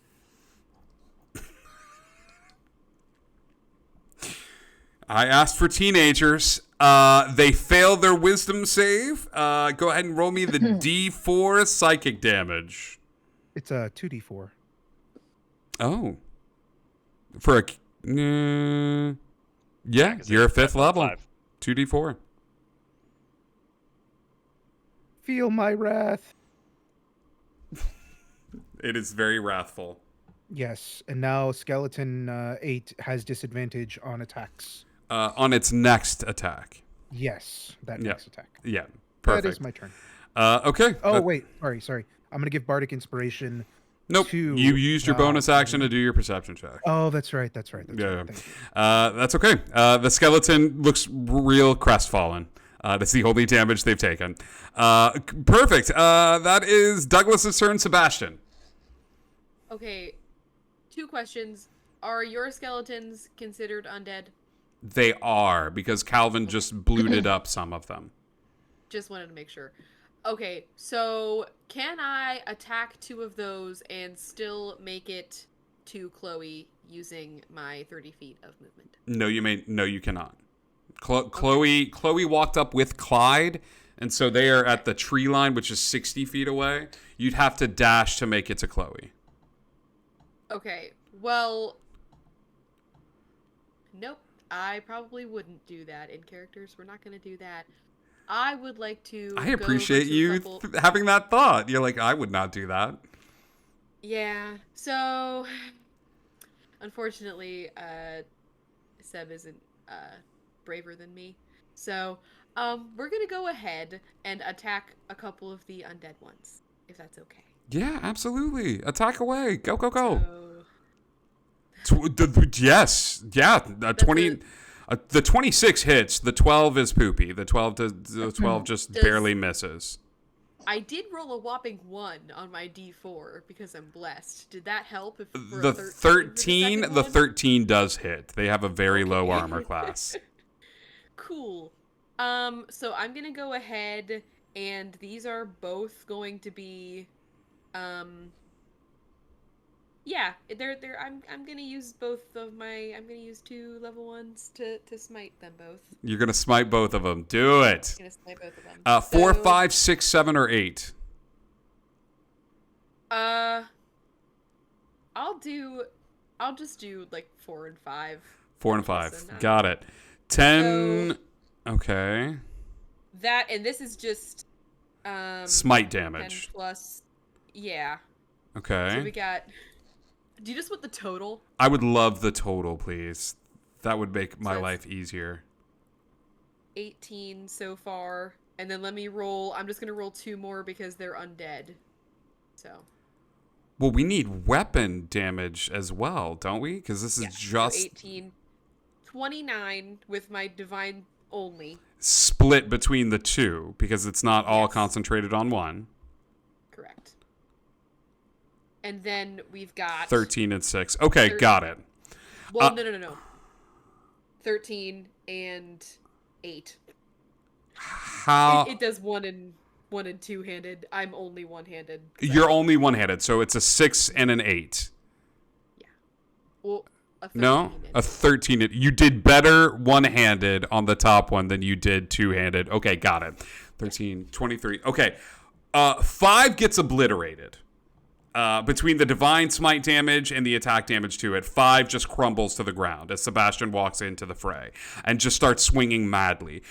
Skeleton number 4, who has taken some hits but not a whole bunch, is still standing but looking a little wobbly on their feet as Sebastian enters into the fray, clicks the pen, click on the green, and immediately goes into it, channeling that energy that Triton gives to them. The smells of like salt water sort of flashing on the air with every strike of the sword. Well done, Sebastian. Now it's Thor's turn. Excellent. So seeing all of this insanity erupting around us, the shadow that's now surrounding Chloe. Correct. I was watching Luke and all of this, and I see her mage-handed. I see the shadow suddenly enshroud her. Can I roll anything like, I don't know, Arcana or something to determine the source of the shadow? Like if it was something that she cast absolutely. versus something that somebody else cast? I'll give you an Arcana check, pal. All right.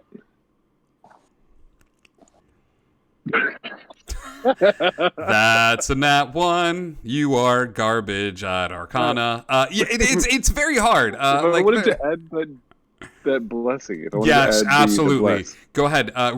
Give me the D4 and see. Just let me know what you get. I'll give you the D. Yeah, you're gonna give me that D4, the D4. That's a 1 on the D4 as well. That's a 1. Wow. You're great at sleight of hand magic. Oh boy, but like regular magic, it's very confusing. You have no idea, Don't know pal. Like, shit. man, you don't know. Yeah, like you wish you did. It would be great if you did. It would be fantastic if I did. Yeah. Okay. Damn. All right.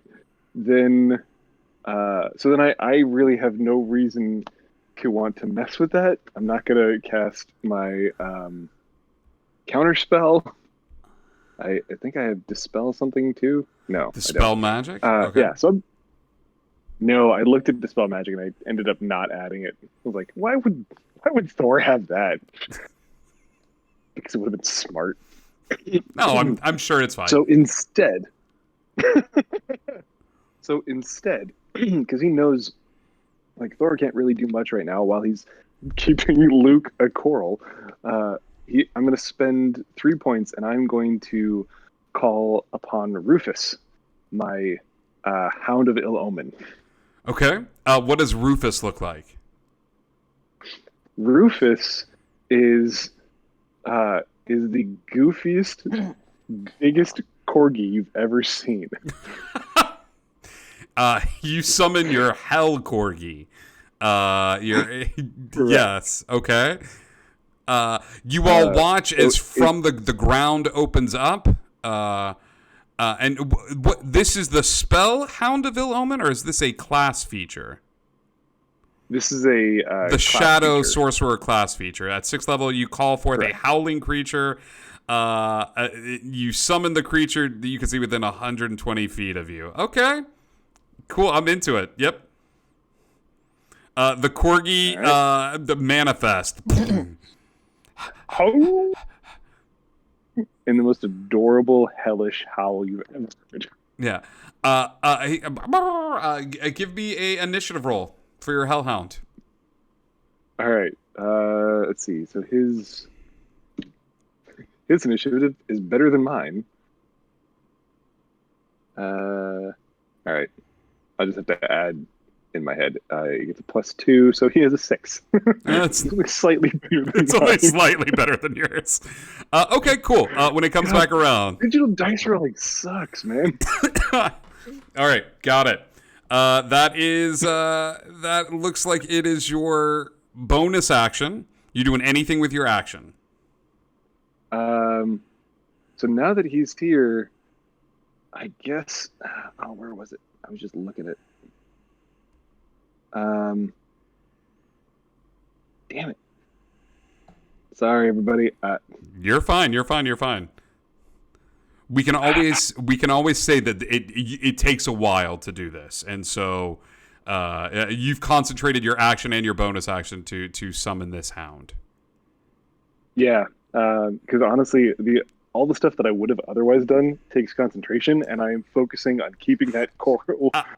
Yeah, absolutely. I'll say this.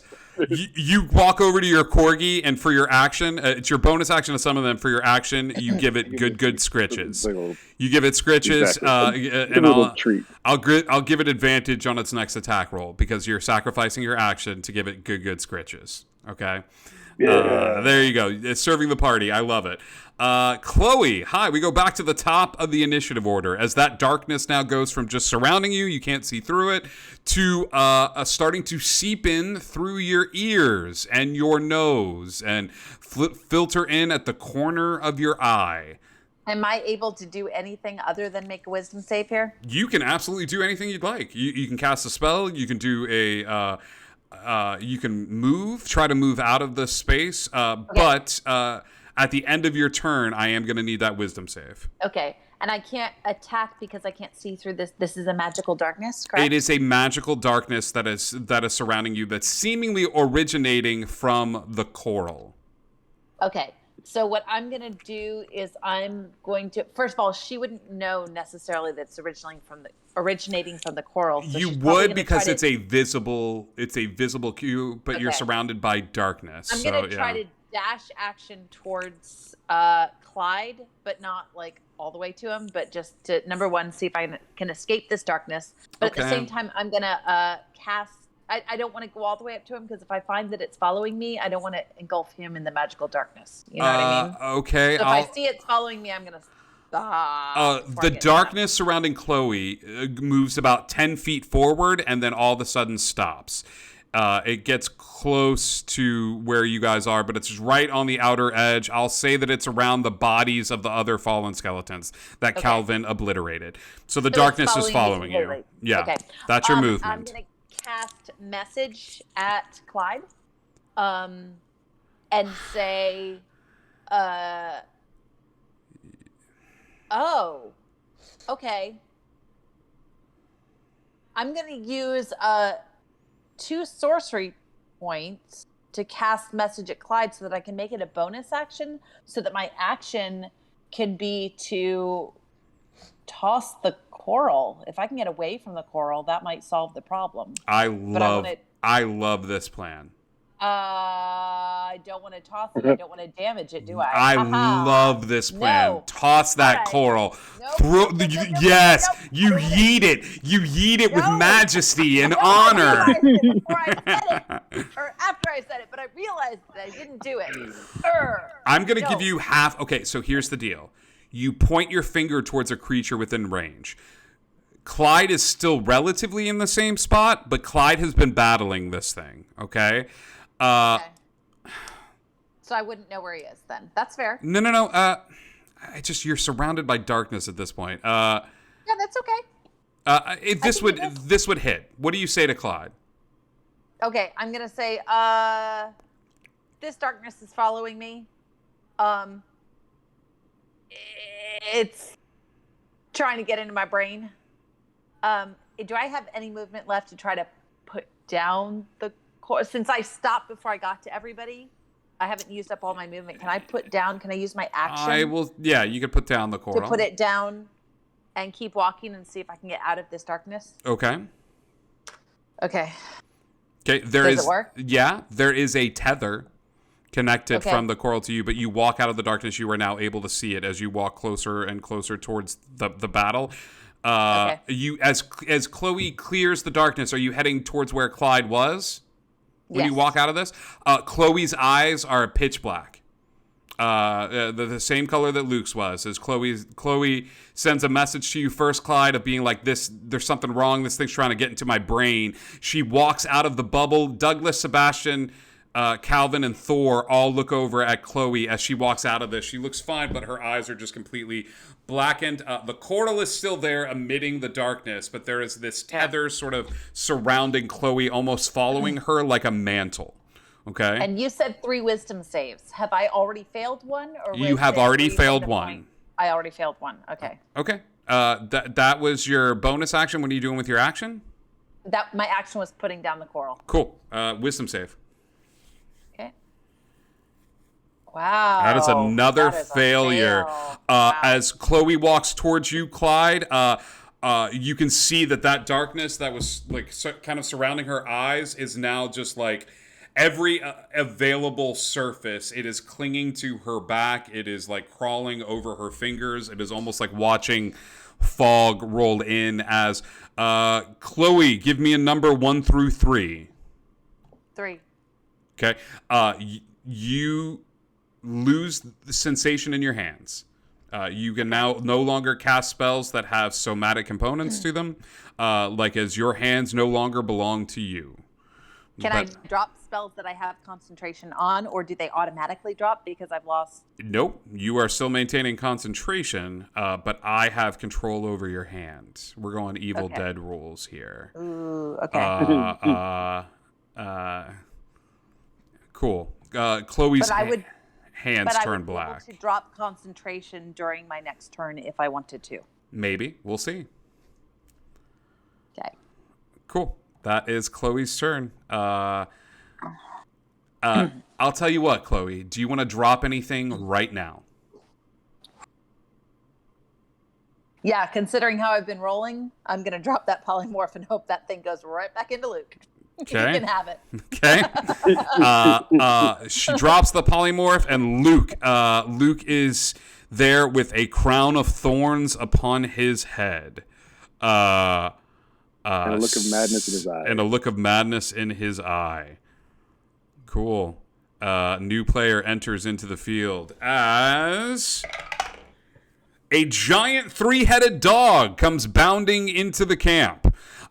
Giant in size, big boy, big fluffy Doberman Pinscher looking dog, 3 heads, comes into the camp, sniffing around, and all 6 eyes dart towards who?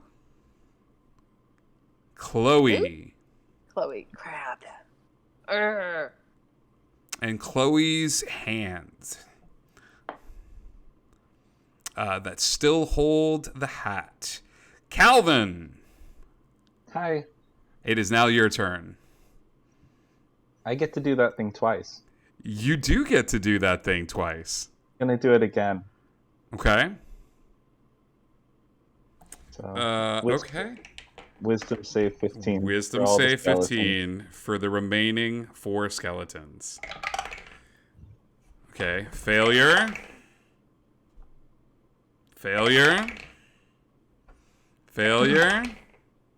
Nat 20. Lemon. Cherry. Woohoo! The last skeleton maintains as all 3 explode. One of the heads of the dog looks over at Calvin as the undead have been destroyed in this instance. And the head just pays a little bit of attention to Calvin and gives a little growl as that head lowers towards the ground and kind of sniffs the air a little bit as all of the skeletons, save for one, explode. And then, if I can, I'm going to take my shield out and protect myself and my lion with it. Okay. You will not be allowed to cast spells that have somatic components if you're holding a shield. Do you have Warcaster? No. I Okay. mean, there's a big dog.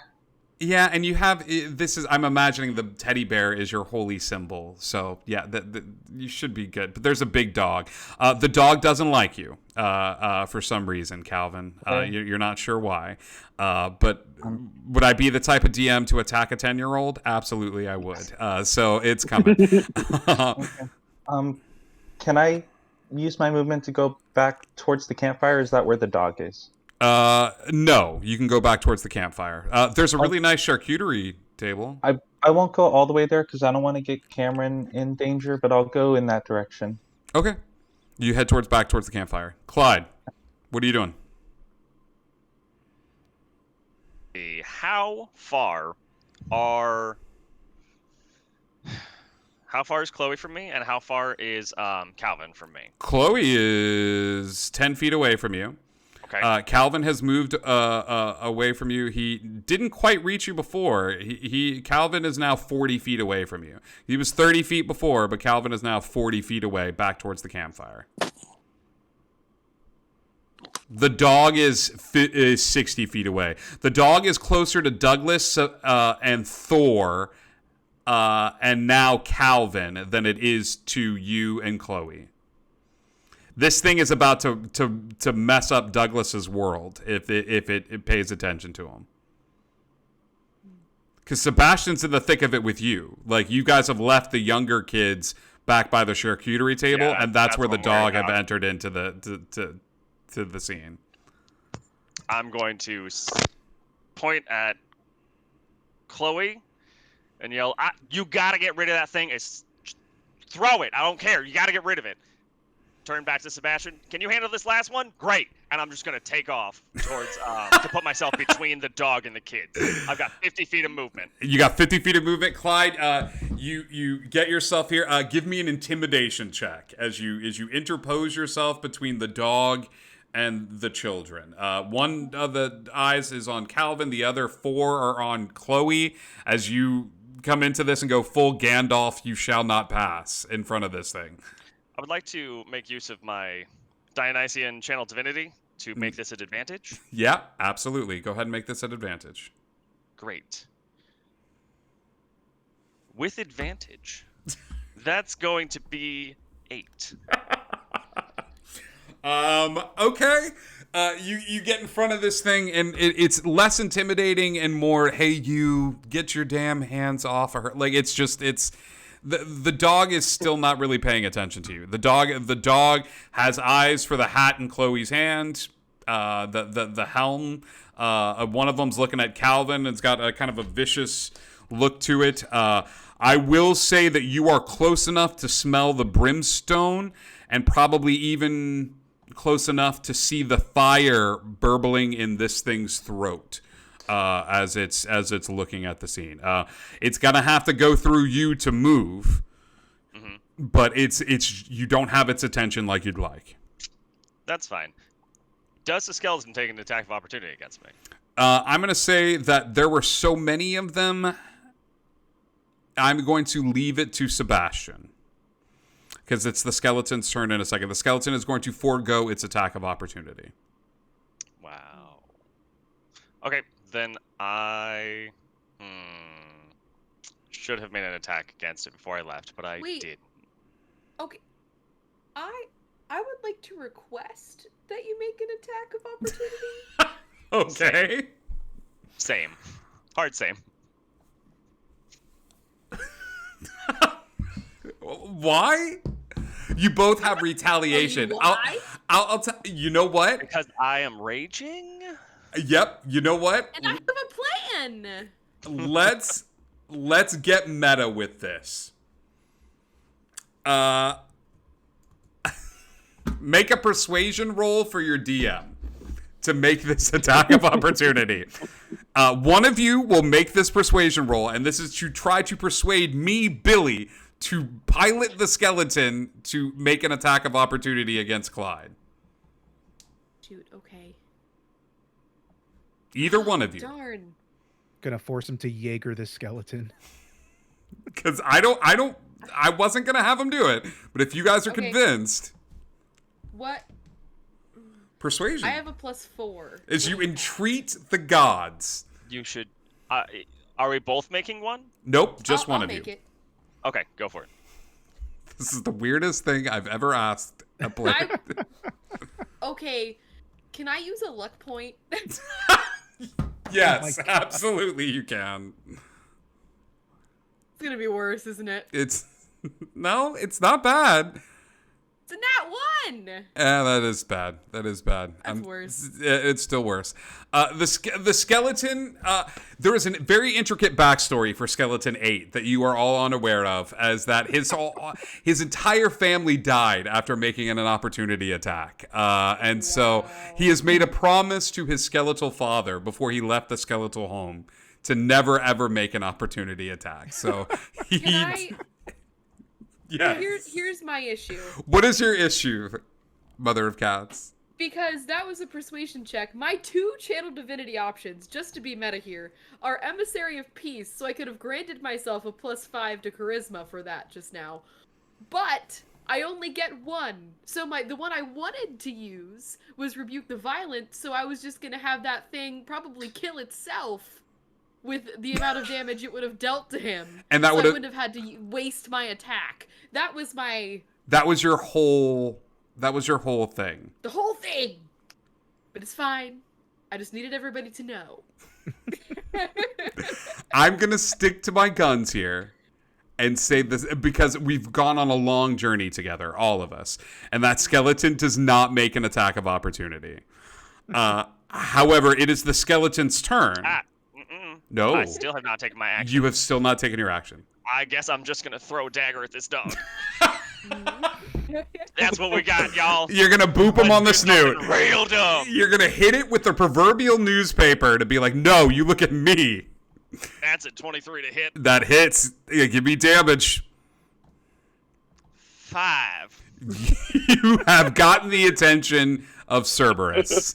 Cerberus looks at you as you have hit it with a dagger, and all 3 of those heads train directly onto you, Clyde.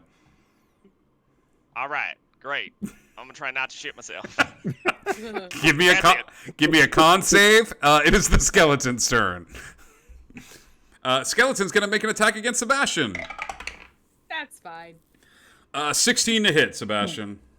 No, sir. No, that skeleton takes a halting sort of throw at you with its skeletal arms, and it just misses you completely. That is the skeleton's turn. It is Luke's turn. Oh, man. Does I get to choose who he attacks? You do. You're maintaining concentration. Tell me this about Crown of Madness. Yeah. Turned for you by the duration. On subsequent turns, you can use your action. Also, the target can make a successful saving throw at the end of each of its turns. Got it. Okay. Yeah, go ahead. Who are you having Luke make a melee attack against? Who's within range of him? The other skeleton.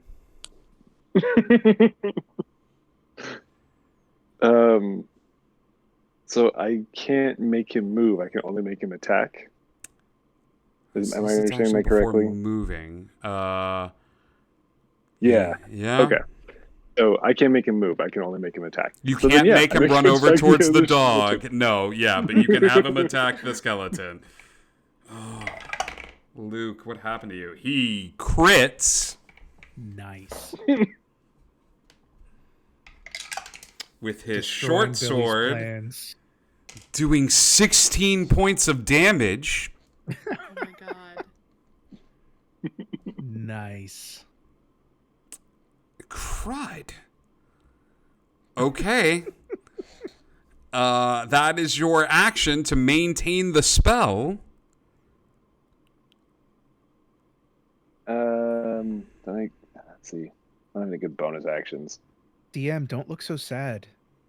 Your dog does not get a advantage because you could not use your action to give it scritches. You were using your action to maintain concentration on Crown of Madness. So I'm taking it away. Yeah. You don't get an action. Good day, sir. You get nothing. That was the skeleton. That was Luke's turn. Here's my gobstopper. Thank you. Luke makes a save and breaks the Crown of Madness around his head as he reaches up and just shatters the crown and looks over towards Thor. Cool. Hit. Dad has his big dog and Luke and the one skeleton who's looking very badly hurt. Douglas, this is the scene before you. What are you doing? Okay. So what I am doing is I am going to I had a plan and then things changed and I'm just going to go with this plan. I'm going to cast Vicious Mockery on the dog. Which head? Oh, son of a bitch. That's what you're going to do? Okay. Okay. All right. The one that Clyde attacked. The one that Clyde hit with a dagger? Yes. Okay. For 5 damage. What do you say to the dog?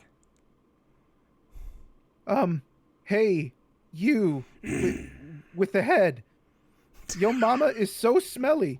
Her sweat can be used as a spell component for Stinking Cloud.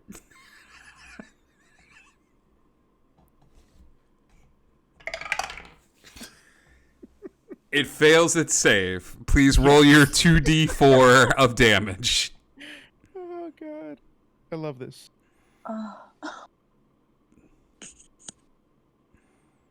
5 damage. All of you hear a small whine from the dog as the dog starts crying just a little bit. I then give Bardic Inspiration to Clyde. Got it. Clyde's got Bardic that is my turn. Inspiration. That's Douglas's turn. Sebastian, what are you doing? I would like to doff my shield. You doff it. You doff it so good. Okay. And I would like to cast Wall of Water. And this is how I would like to cast it. Okay. Around, so I can cast it either as a wall or as a ringed wall. Okay. So it's not closed, but I would like a ring with the side that is not open facing Cerberus, and I would like the open side to be 30 feet long. behind Are you Chloe. doing the 30 feet long, 10 feet high, 1 foot thick? Are you doing I the am doing 20 foot? 20 foot by 20 foot by 1 foot thick. Got it. Okay. So that way, hopefully, Cerberus can't see over it. Okay. Okay.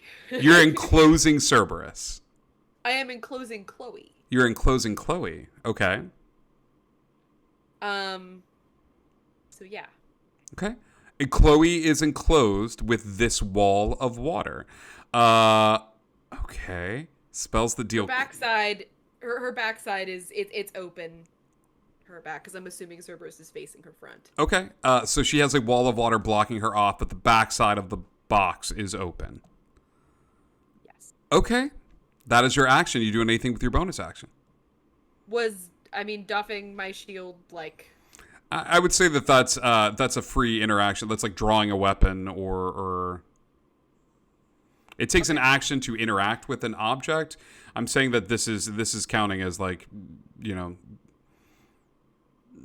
harnessing, something or your free item interaction. Fair enough. No, that's it. Okay. That's Sebastian. It is your corgi from hell, Thor. All right. So my corgi from hell, Rufus, by the way, is going to, I guess he's going to have to go attack Lucas. Okay. Give me attack rolls, please. Okay. So first, the plan is not to. He's not attacking to kill. He's attacking to slow down, maim, attacking limbs, not throat. Are you? Hang on. Are you specifying non-lethal damage here? Yes. Okay.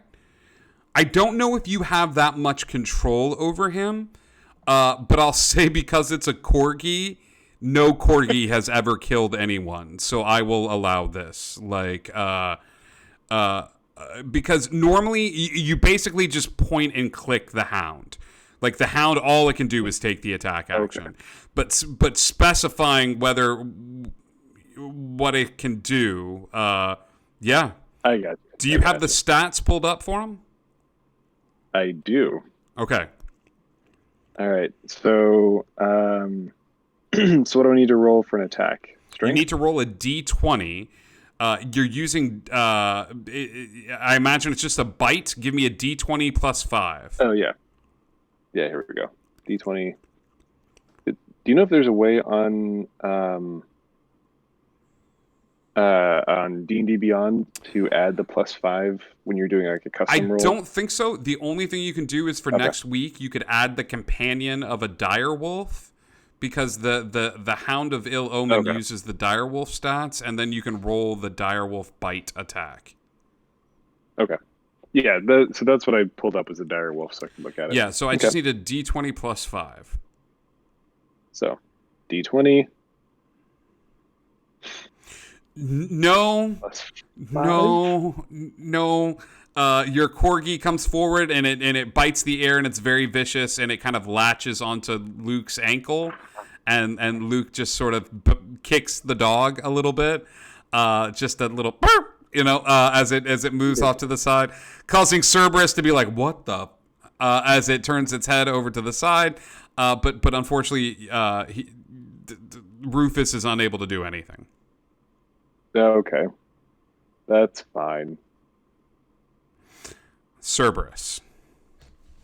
Wait, I thought Rufus got his own attack. Don't I get an action as well? You do. After Cerberus. You're at the bottom of the initiative order. He did better than you in initiative. Your dog did. All right. Head number 1. Biting against Clyde. 22 to hit, Clyde. Yep. Okay. Clyde, 8 points of piercing from head number 1. Clyde Doug, Calvin, and Cameron. Dexterity saving throws as a jet of fire comes out of the dog's mouth. The middle head. We get to add bless on that, right? You do get to add bless as long as bless is still active. 28. 28, success. 15, success. Oh. So 17, success. Douglas, dex save. That's 9 plus 4. 13, fail. Okay. It's not a bunch of damage. Doug, you take 10 points of fire damage. Clyde, you take... Wait. Oh? I think I have something against this. Okay. Calvin, you take 5 points of fire damage. Clyde, you take 3 points of fire damage if you are resistant to it when you're raging. If you're not, it's just the 5 points. Yeah, I'm not. Yeah. Okay, 5 points of fire How far damage. away from Sebastian is everybody right now? Sebastian, you are 30 feet away. Okay. Because you were back up with the skeletal crew and then did the wall of water and stuff like that. I don't think you've gotten that much closer. Calvin, concentration check for me, please. Okay. Never mind. That's just I'll straight take a con? 10. Yeah, it's just a con save. 10 points of damage to Douglas. Please. 12, you just make it. You maintain concentration on bless. Okay. That is the second head. Third head is going to make an attack against Clyde, who has interposed himself, but it's at disadvantage because of the dissonant whispers that were cast upon it. Or not the dissonant whispers, the vicious mockery. That's a 3 on the die. So that third head comes down to bite Clyde and misses as well. It then will use its action to... No, it can't see her because of the wall of water. It doesn't do anything. It stays here, just starts sniffing the air, but the water has muffled Chloe's scent. It is unable to find her. That is Cerberus's turn. Thor, it is now your turn. Thor, above your head. No one else is able to see this. You are able to see it. Above your head is a shimmering golden lady. She is flying through the air and observing this fight. You've noticed her occasionally in your battles, but she is just watching this fight with a curiosity. None of your friends seem to notice her as she circles above your head. She's Like, been how far above my head? 30 feet. 30 feet? Like human size, full size person, or is this like Full-sized, golden, shimmering lady with wings. Clyde. Would you say this is a person on the ethereal plane? Yeah, absolutely. So a person who can see in all directions for 120 feet and also into the ethereal plane could also see this person? Yes, absolutely. Would that person who might be able to do this know who this is? Arcana check? Arcana, religion, or history? Either one of those is a free action.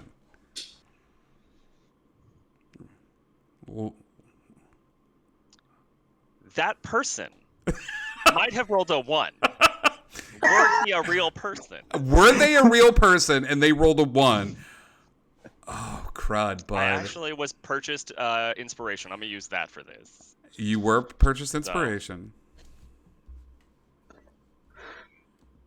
That is a 19. Does the bless apply to this? Yeah. Purchased bless? Yeah. Bless, yes. That's a Yep. 1, so a Say dirty yes 20. to the bless. Clyde, you have fought your fair share of individuals, buddy. You've killed and been in battles and been in fights, and occasionally during really intense battles. I don't know how long you've had this ability. I don't know how long you've been able to see into the ethereal plane, if this is something that's just recently, but ever since you've gained this ability to look into the ethereal plane, you have seen these women. After a little bit of research, you know them to be Valkyries. And that means that either somebody here is about to die, or this one has a pretty definitive eye on Thor. But Valkyries show up occasionally. Usually it's when somebody is about to beef it. Gotcha.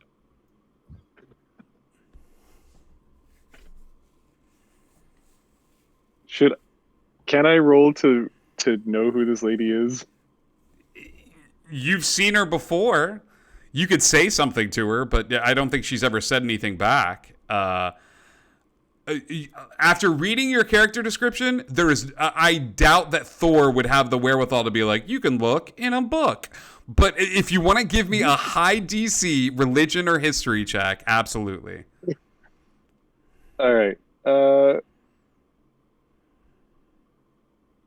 You know what? No, not even gonna bother. You're right. He if you can justify him caring.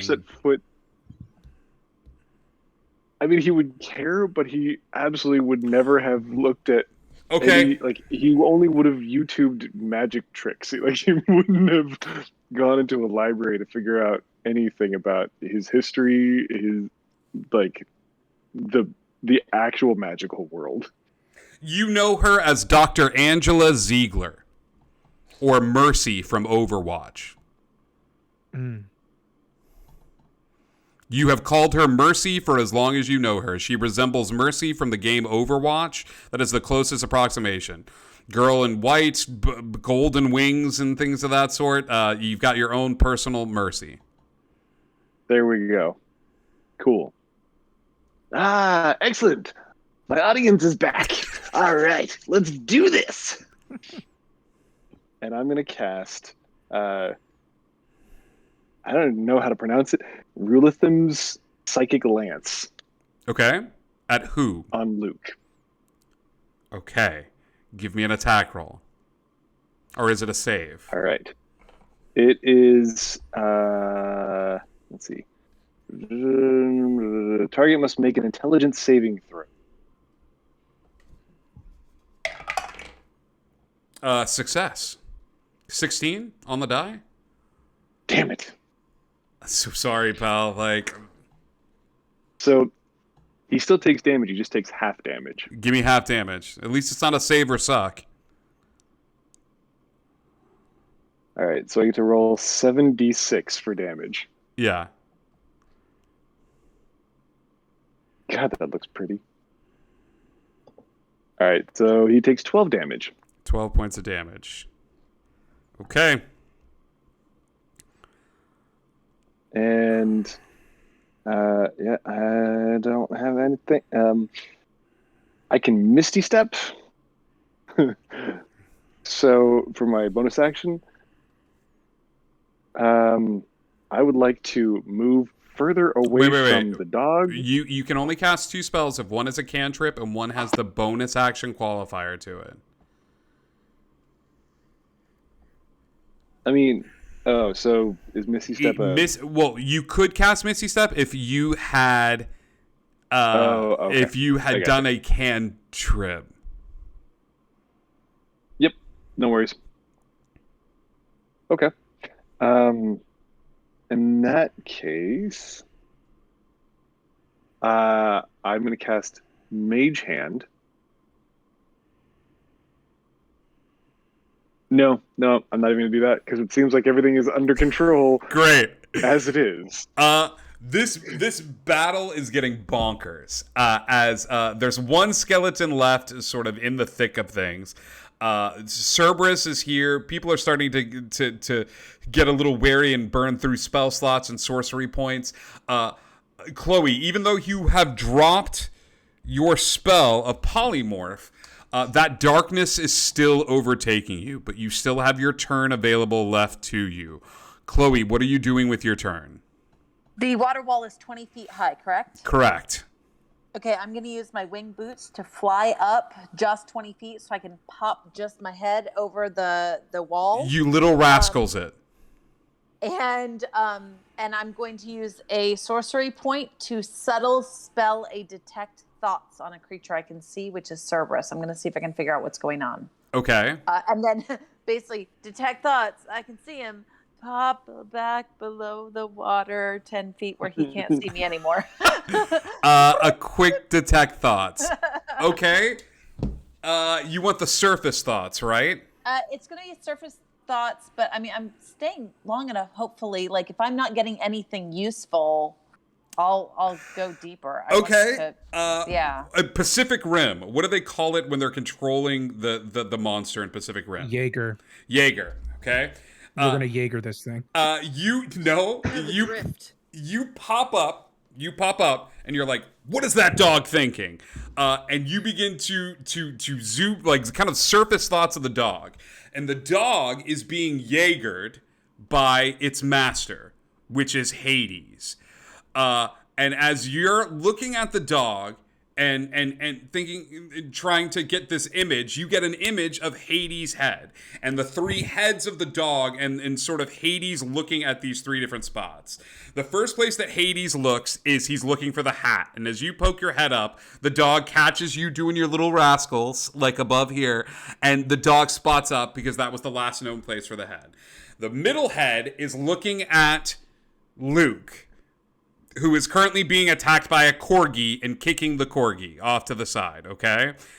The third head is looking at Cameron and cursing to itself.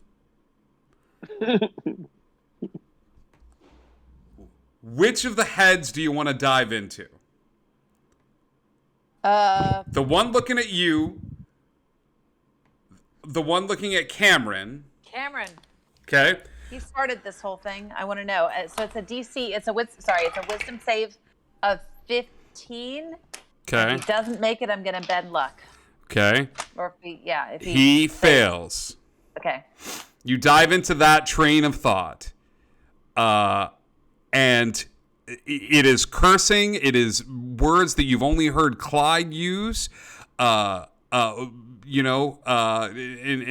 terms of when he gets real upset, and he once you get past the all of that, he goes, "Dolus, you son of a bitch," and as he yells Dolus as the dog is looking at the kid, Chloe, your eyes dart over to Cameron, who no one's been paying much attention to, and the kid is smiling up at the dog. The fear is kind of gone from his eyes as he says Dolus, and you recognize the name Dolus because Dolus has a cabin here. Dolus is the Greek god of trickery. He is the master of cunning, deception, and craftiness. As the head looks at the kid and the kid just smiles up at him, that is where we are going to end tonight's adventure.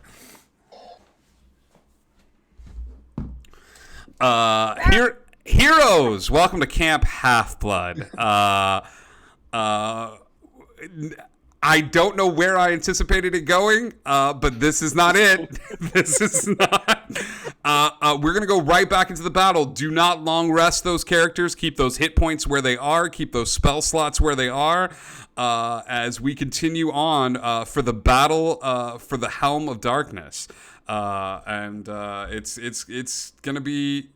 It's going to be interesting to see what happens here, as you've now discovered that Cameron is not who they appear to be, and the decisions you make, I imagine, will have long-lasting effects on the Percy Jackson mythos that we are crafting. So thank you all so much for hanging out with us tonight. Indigo Connect, we're going to go raid another channel, and heart hands on our way out. That's how we always end things here. But we love you guys so much, and we'll see you next Tuesday before our Christmas break. Take care.